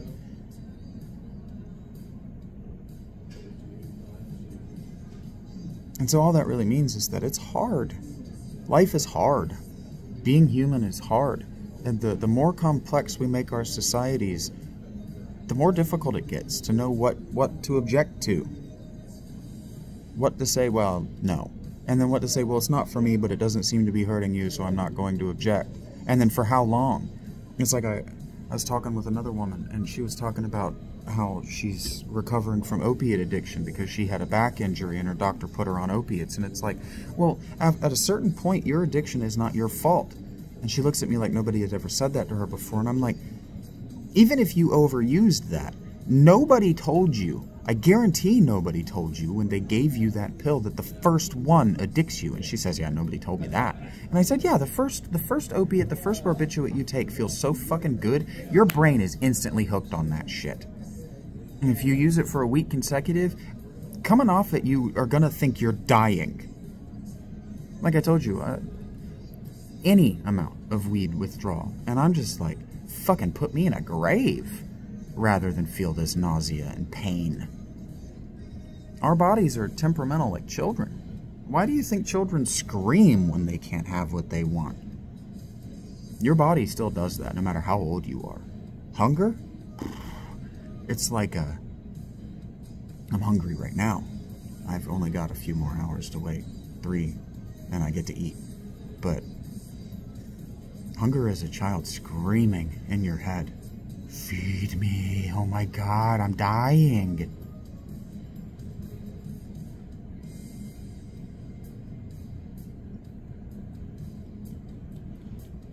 I've asked you before to tell me if your behaviors, not to tell me, to self-evaluate whether your behaviors are an addict's behavior. And then to try to evaluate for yourself whether maybe addicts aren't as bad as you've been told. Yeah, junkies are rough. Tweakers are hard to be around. But the reason, and you have to understand, junkies and tweakers come at every socioeconomic level. I cannot count for you. Cannot count when I worked at the gas station. And this isn't just in the morning, but it was significantly worse in the morning shifts that I worked. I cannot count for you the number of medical professionals, surgeons, who came into my gas station to buy things like Mike's Hard and those malt liquors because they don't smell like alcohol in your breath. There was a guy who came in every morning and got six of those the Anheuser-Busch margarita things. 6 a day, and that was his breakfast. As a surgeon. Tweakers and junkies come in every shape and size. They don't only look like me, and they don't only look like that woman who just would not shut the fuck up yesterday. And see, the problem, I was thinking about this too, as I was walking over here, how I can tell this story and whether it's even right for me to tell this story. But the problem with people like her and why they're so annoying is that they're not communicating. They're not talking for the back and forth. Like, she kept asking me questions. Like, she'd seen me rocking out on my way down there because when I'm in a good mood, and fuck you, music puts me in a good mood. Walking, being in the sun, no matter how cold I am, puts me in a good mood. And I marched in band and getting my feet going to the rhythm and then getting my hands and my head and the rest of my body going to a polyrhythm, it feels awesome. It's fun to do. It feels awesome. And when you're high stepping, you're really getting the muscles in your legs and your hips moving. You're building up this body heat, but you're making muscle. And I need to make muscle. I need to get my body back into fitness and shape. And the only way I'm going to do that is to push through all this pain and this agony and get the adequate nutrition. And so on my way to and on my way from nutrition, I always rock out. I always push myself to exhaustion. So I'm out of breath and my body hurts. And that's why I'm getting fit again. Maybe as fit as I've ever been. Injuries included. Maybe notwithstanding, but included. Because if you're gonna have no pelvic muscles, no pelvic floor muscles, you're gonna have all this hernia and the muscles around that area that you lean on, like your hips, your knees. They've got to build that muscle up. They've got to account for it. Because there's no amount of rehab that's going to bring this back. There's no amount of surgery that's going to get me back into bicycle and running shape. Not now. Not 7 years later. I've been peeing brown for so fucking long. It's not funny. Actually, I've been peeing brown for so long, it's actually not funny. I have been refused medical treatment for this injury because it's so gnarly, so gruesome, so many times. It's just not funny.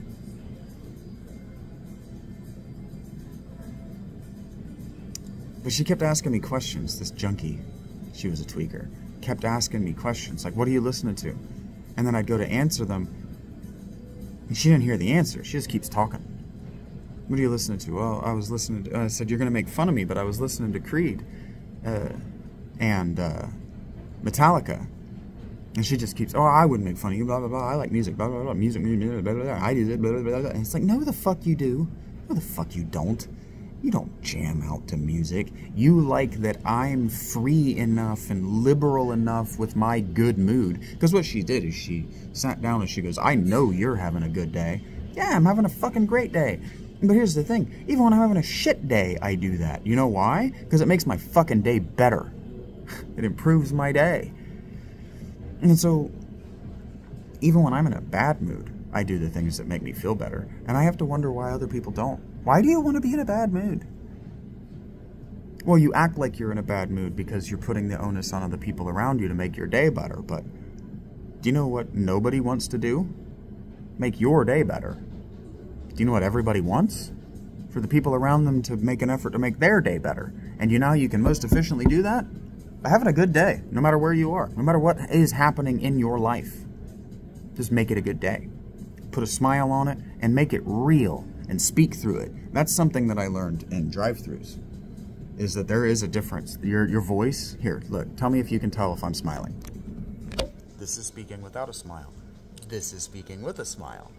I didn't change the shape of my throat, and I didn't intentionally sound different. Could you tell the difference? This is what I sound like without a smile.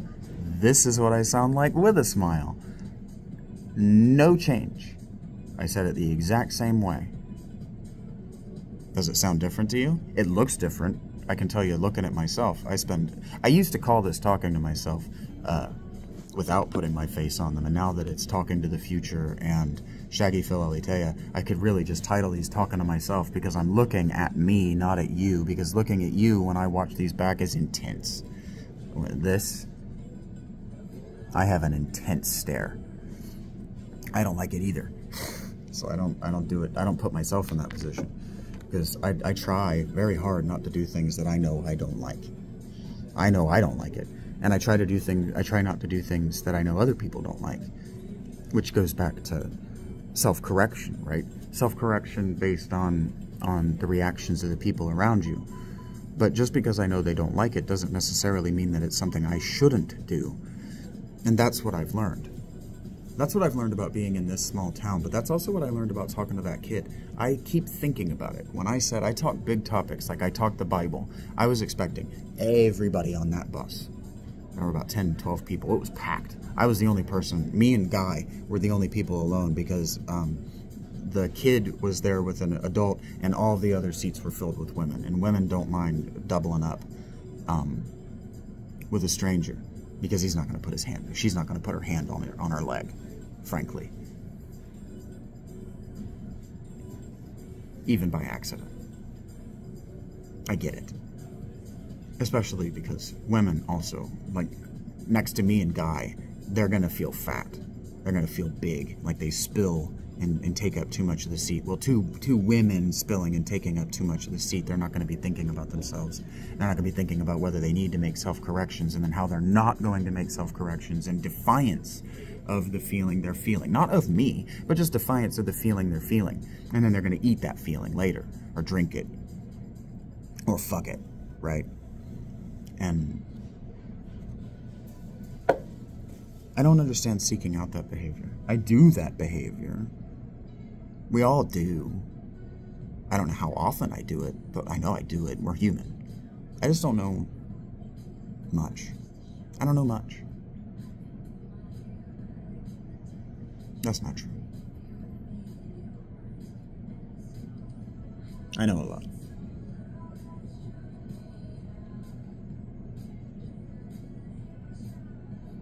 Socrates and I are different about that. You know, it's admirable to go to your death saying, well, I'm wise. And I know I'm wise because I have multiple attestation from multiple wise people who've told me I'm wise. But what makes me wise is that I don't claim to know what I don't know. And that's what people mistake. It's not that he says that I know nothing, therefore I am wise. He says, I don't claim to know what I don't know, therefore I am wise. Socrates knew plenty. What are you talking about?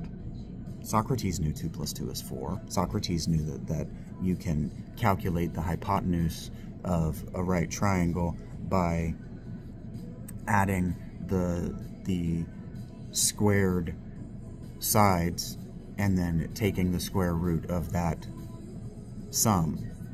A squared plus b squared equals c squared. He knew that, right?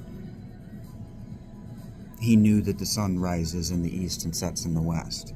He knew that the stars move in procession in the night sky. He knew that certain of those stars were actually planets. He knew that certain of those planets had paths in the night sky that they always took, irrespective of the procession of the rest of the stars. He knew things. He knew that the deme is how you got citizenship in Athens. He knew things. He did know things. He never claimed to know nothing. That's insane and wrong. If he had made that claim, he knows it's not true. It's just a false truth claim. So he never made that claim. Somebody commented on my, here's some wisdom for you, I know nothing. Well, no, you don't know nothing. And you don't know nothing for certain. That's just not true. It's a bold claim of ignorance that's untrue. And it's an attempt to virtue signal ignorance. And so we do that. Take pride in knowing as little as possible because we've absolutely not read the Apology. Read it. Listen to me read it, but read it multiple times. One time is never enough. You're not that smart. No one is that smart. Edgar Cayce is a liar. He did not memorize those books. He's a liar. The people around him are just dumb enough to believe. There's no examples, no transcripts of him actually quoting the Bible at length. He's said to have been able to memorize it. No transcript of him doing that. No transcript. The claims from his childhood of memorizing books and his dad being blown away. No transcript, no audio, no attestation of that outside of him claiming it. Well, I can claim anything. I've got a 14-inch dick that's 7 inches across. Not around, across. Prove me wrong.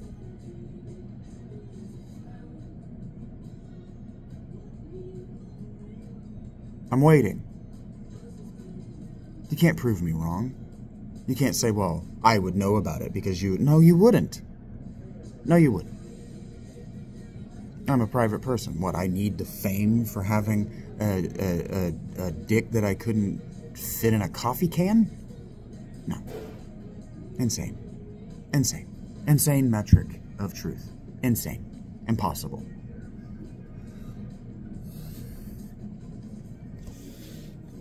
And so I've been out of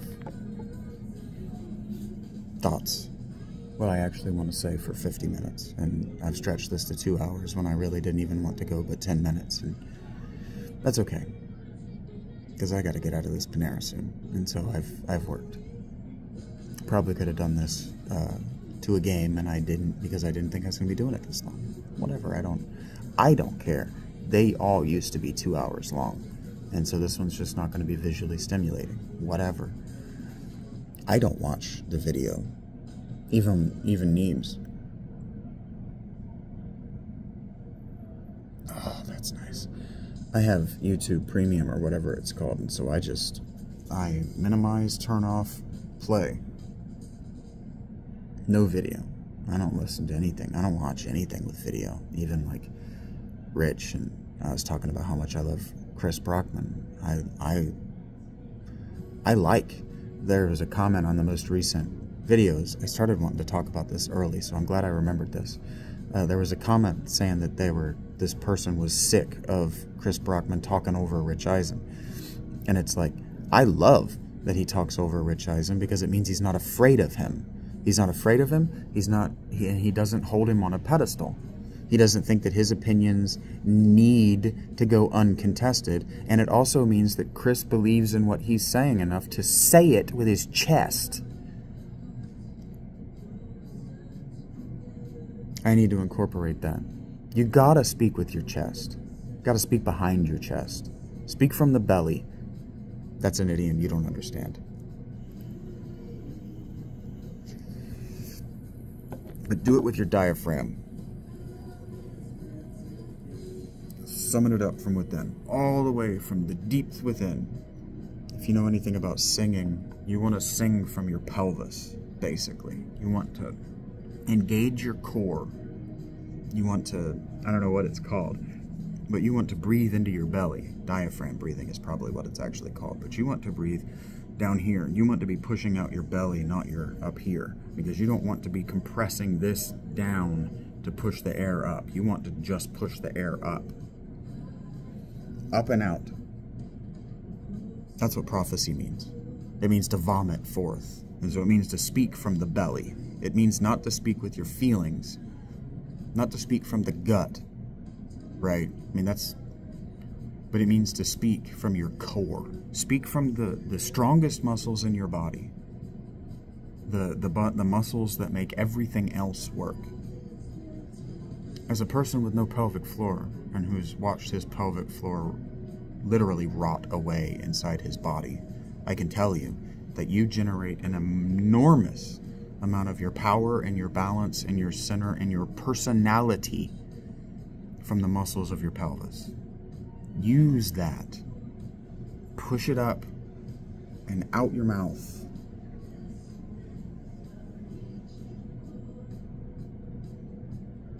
Speak forthrightly. Speak the truth. And don't mumble. I know I talk low, but don't mumble. Move your lips. You want people to be able to hear you. You want people to be able to read your lips. And you want to emote from your mouth when you speak. And you want to be conscious of that. So watch yourself speak sometimes and look at your face. How much are you emoting while you talk? How many times are you saying like in a sentence? You want to watch these things. You want to... The way you speak is the way you're actually perceived. Do you understand? I think ultimately the reason that people, if I'm still thinking about why people react positively to me, even though look at me, is that I still speak clearly and I'm still respectful. I say my pleases, I say my thank yous, And like I told that kid, yeah, this is my podcast, this is what I'm doing. My language is foul. So if you're sensitive, or your parents are sensitive to foul language, I use the foulest language. I talk about things you're absolutely not allowed to talk about. But I try to do it in a sensitive way so that I'm not obviously just trying to get attention for saying bad things. Because that's a kind of defiance. That's the same kind of showing your ass. Like, I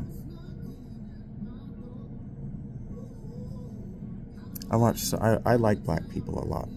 And I'm always curious. I'm always curious about what other cultures and other people, just other human beings, are like. And so comedy is what people think is funny, is instructive. And you can just look at black comedy and the insults and the utter disrespect they treat one another with and think is funny.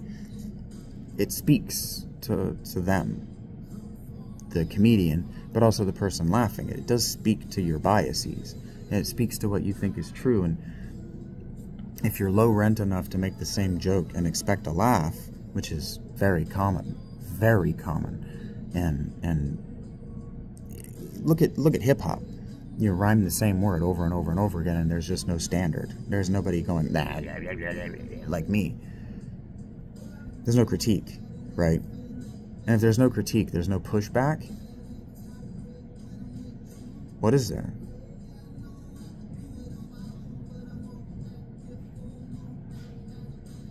I don't know. We have to hold ourselves to higher standards. And so what that means is I'm right back where I started. And that's talking about how being an adult and adulting is not a terror and is not a pathology. I have been excited. I was excited my whole childhood to finally get to be an adult. And then as soon as I turned an adult, the adult world said, nah, we want to be 6 years old again. I find it repellent and disgusting and horrible and disappointing. And the thing is, I don't react. I react the most outrageously to the most minor disappointments. And the minor disappointment of adults retarding themselves on purpose has just, it throws me into temper tantrum level bad reaction. And so I think I've actually done a pretty good job today of not throwing an absolute temper tantrum about seeing titties that I didn't want to see. Who does that? Who gets that upset? Well, women. The answer is women. The answer is women. Women get that upset about seeing dicks they didn't want to see. So why am I not allowed to feel that way about titties and naked women? Why am I not allowed to feel that way about women in thongs? Why am I not allowed to feel that way about women with obvious under what do they call it? Panty lines. Why am I not allowed to feel it about women who wear too tight pants and too short shirts? Why am I not allowed to feel it about being able to see your genitals through your pants? You're allowed to feel it. So what's that about? I don't understand it, and I don't like it. I don't like being sexually stimulated when I don't want to be. I've been raped. That's a violation.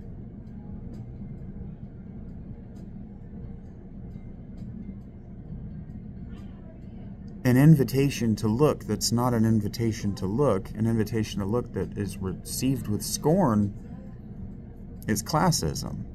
Well, I want to be looked at, but not by you. Okay.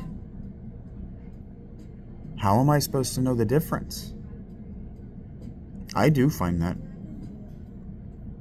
You can never know what girl you can just compliment. So, I like your hair. I like what you did with your hair. It looks nice. No, I don't want sex. I just wanted to say something nice to you. No, I don't want your phone number. It's crazy. It's crazy the number of women who think that a passing interest from a man means all he wants from her is sex. Or that he even wants sex. It's crazy. It's nuts. And what that means is that there is a broad criticism to be made about gregarious men.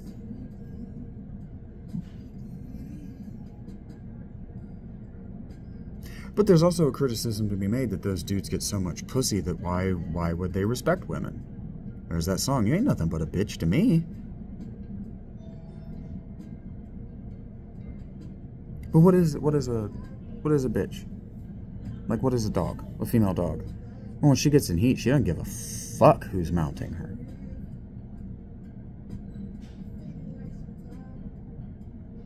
I was listening to a song I was listening to a song that I thought I knew, that I'd heard before, and I like, on the bus, but I was actually paying attention to the lyrics, and I don't remember the name of the song, but it's a ballad. It's kind of a singer, like a lounge singery vibe, right?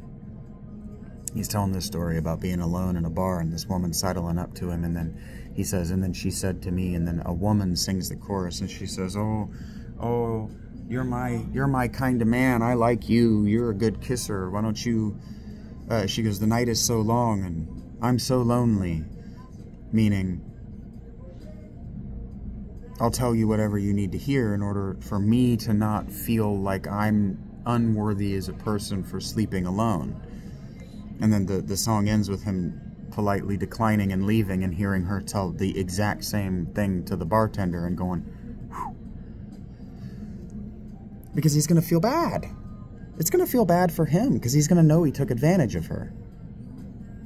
But what? We just take advantage of people who are taking advantage of us, and that makes it okay? I don't believe that.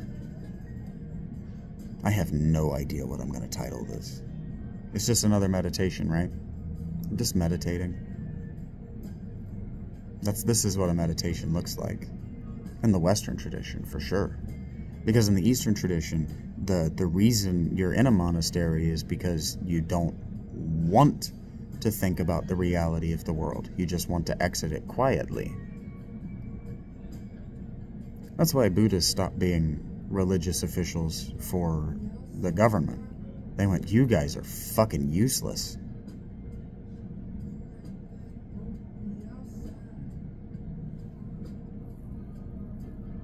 How useful is Christianity anymore? What does it tell you about how to live? How does it help you?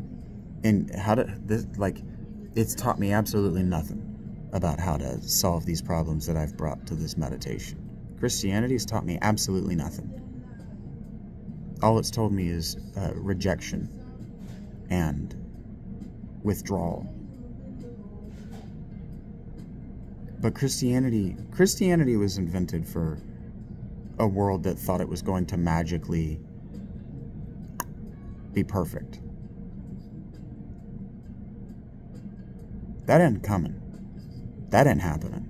The only way that's happening is if there's a extinction event, cataclysm.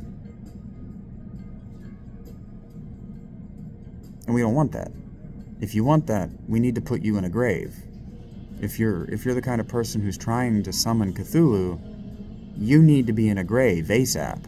You should have been in a grave a long time ago, before you could even come to that conclusion. We used to put people like you in graves before you could come to the conclusion to do actual evil. People like Ted Bundy, John Wayne Gacy, they would have made it into graves as children. Even 100 years ago, we would have just found an excuse to put them in a grave. But now, we have this bleeding heart that all children are naturally good, and that if we just believe that about them, they'll grow up that way? No, the last 70 years have told us that's fucking stupid. And self-defeating, but we're just gonna course correct now because I recorded a video? I got a lot of work ahead of me if I'm gonna convince anybody that I know anything about fuck all. And it's fucking dumb. That's what I'm thinking about. It's taken me 2 hours to figure this out, and I'm glad I stuck it out. That's what it is. You're not going to think I'm successful unless I'm rolling in pussy, even though I'm homeless. And that's fucking insane. You're not going to want to believe in me or follow me unless I'm a sexual athlete, unless I'm a sexual hero. That's crazy. That's insane. But it's true. That's why Jesus was a sexual athlete. Even Jesus now is recognized by people outside the Orthodox mystical faiths as a sexual athlete. As tearing his way through whores.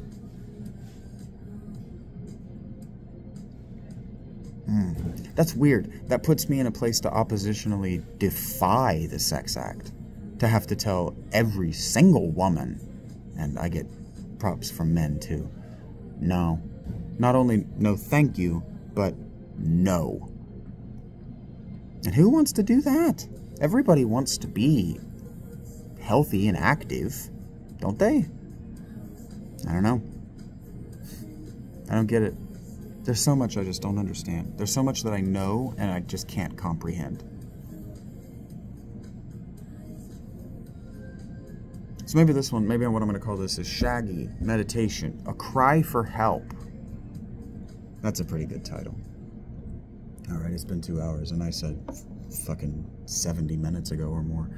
No, fuck that, 100 minutes or more ago that I needed more coffee, so I'm going to justify my being here and my spending nobody else. There's been one other dude who's come in here today. They've been slow, so I'm glad that I was able to pay my due this time. But I think 127 minutes is probably adequate. Probably more than adequate. This is one of the longer videos I've recorded in a very long time. This is all the way back to talking to myself. So maybe I do. Talking to myself is back. Something. Who knows? I don't know. All I know is I love you guys. Whoever you are. I love you for watching, but I just love you. And if that means that I have to reach into your life and correct some things so I like you, then I have to reach into your life and I have to manipulate you into correcting things so that I can like you in addition to loving you. And if it means that you have to run away and unsub and talk negative shit about me, that's also fine. You don't know the difference. We talked yesterday about manipulation. Either yesterday or I didn't record on Sunday, either yesterday or whenever I talked about it. I've talked about it recently. You can find it. You'll have to listen to what I say. I'm not making this shit easy on you. I'm just not. I have no interest in going through because you don't look. And so if I put clever titles telling you what I'm talking about in these sections, you don't look. I know you don't look because I don't get more views when I do. When I promote, hey, look, this one has chapter headings, I don't get more views. And so that you only do that. You only do that to generate views, to encourage people to check in. That's why even AdaHop, I don't think Anthony does it at all, but even with AdaHop on Neebs Gaming, they rarely do that. And when they do, it's on videos that they wanted to generate more videos. Or it's on videos that they wanted to generate more views. Like, let's get people in here. But not every episode. And they're not always particularly good. It's hard. You gotta watch close. You gotta watch close for what's gonna be interesting to people, and then you gotta predict what people are gonna want to watch. Whereas it's just significantly easier on you as a viewer to look here on the progress bar at what other people are clicking on. And what that means is where other people have clicked back to watch a section again. And that's what I need from you. And if there are moments that you particularly like, I need to know a timestamp in the comments. I say this every video, and it just goes to deaf ears. But if you like something, timestamp me in the comments, and I'll put it in the fucking description as a collaborative effort. Hey, thanks for telling me you liked that. Other people will like it. I'll even make a short, and I'll even put your name somewhere. Like, hey, this person really liked this. Thank you for letting me know. I can show appreciation in ways that I can. I have thought of means to show appreciation for you being here in ways that your other creators have absolutely never considered. But moreover, I will do things like that. And not just giveaways to make money. Not just giveaways to not just big events to generate big views. I find all that behavior repellent. I'm not a fucking used car salesman. I'm a Philaletea. I don't need to put out a 75% off sign up to generate views. And what I mean by that is, I don't need to generate views. I'm not monetized. And by the time I'm monetized, the views will have already been there. And so I don't need to chase them anymore. All that matters to me, though, all that matters to me is that I've got ahead of my production schedule. And so I can finally tell you the thing that I've been working on for 2 weeks. My favorite thing about Neebs is that they're 2 weeks ahead. I think that's great. They get to play game and be ahead. And a different thing every day, so there's no grind. There's just no grind. You're constantly doing something fresh and new. And that's where I want to be, and I'm almost there. This is the end. Thank you for being here. You know what I say. Keep your eyes open, hands up, palms out, head on a swivel. And there was another one that I wanted to add to that. Do better than you did yesterday, today. And do better tomorrow than you will today. And by the end of your life, you will have been the best you could possibly be. And here's the thing. You don't know right now, as I'm saying this, that there won't ever be another you. And you don't know that there hasn't been another you who sucked. You don't know. You can't be sure. There's no way to verify that in life. So act as though you fucked it up all the way last time. And this time you're going to get it right. Because your old sins can't be held against you. Not your old sins in your old life. Not your old sins that you've asked forgiveness for in this life. So act as though they can't be held against you. Because if they are, you don't have to recognize that authority. You just don't. Look at how Donald Trump behaves. You don't have to recognize human authority. And you know what happens when you don't have to recognize human authority? All of the bullshit lawsuits and criminal charges against you get overturned in appeal. That's what happens. When you're right with God, God is right with you and makes everything all right. So get right with God. Get right with God and everything else is easy. Even the nightmares become easier. They become a way for you to be productive and to work at what matters to you. And what matters to me is my mental health. I want a better way to chase these nightmares away than smoking weed. He says, about to smoke some weed. Thanks for being here. I'll talk to you soon, probably today. The next week I have Talking to the Future Final Fantasy 1 videos coming out. I have those scheduled every day until the weekend, and I have my dizzying array of the Gospel of John. I have that for the next 3 days, and I'll get that way ahead today. That's my plan today. And then I'm gonna work on setting it up so that my next time I do this, they're one a week. I don't want to get so far ahead of you in this material, but I might be fine with getting months and months and months ahead of you and just letting this all post at your pace. But you're going to see how far behind you are and how much is coming out to you in the future. But I think that is the only way I'm going to really generate subs, is if people see that I have a massive backlog of things I want to talk about. So like even this video properly could be uploaded to pinned and just wait and make you see it there. But I don't have that many people following yet. You know what I want? I want a reputation for when you see this. Where is it? You won't see it here, but I'm looking right now. That says 2 minutes and 13 and 55. So I guess it would be right. Where is my finger? It'd be right here in the YouTube where it tells you how much is left, right? I want the reputation I want is when you see that's an enormous number, for you to get excited and go, oh, he must have really had something to say this time. And maybe I did. Maybe I didn't. Love you, kids.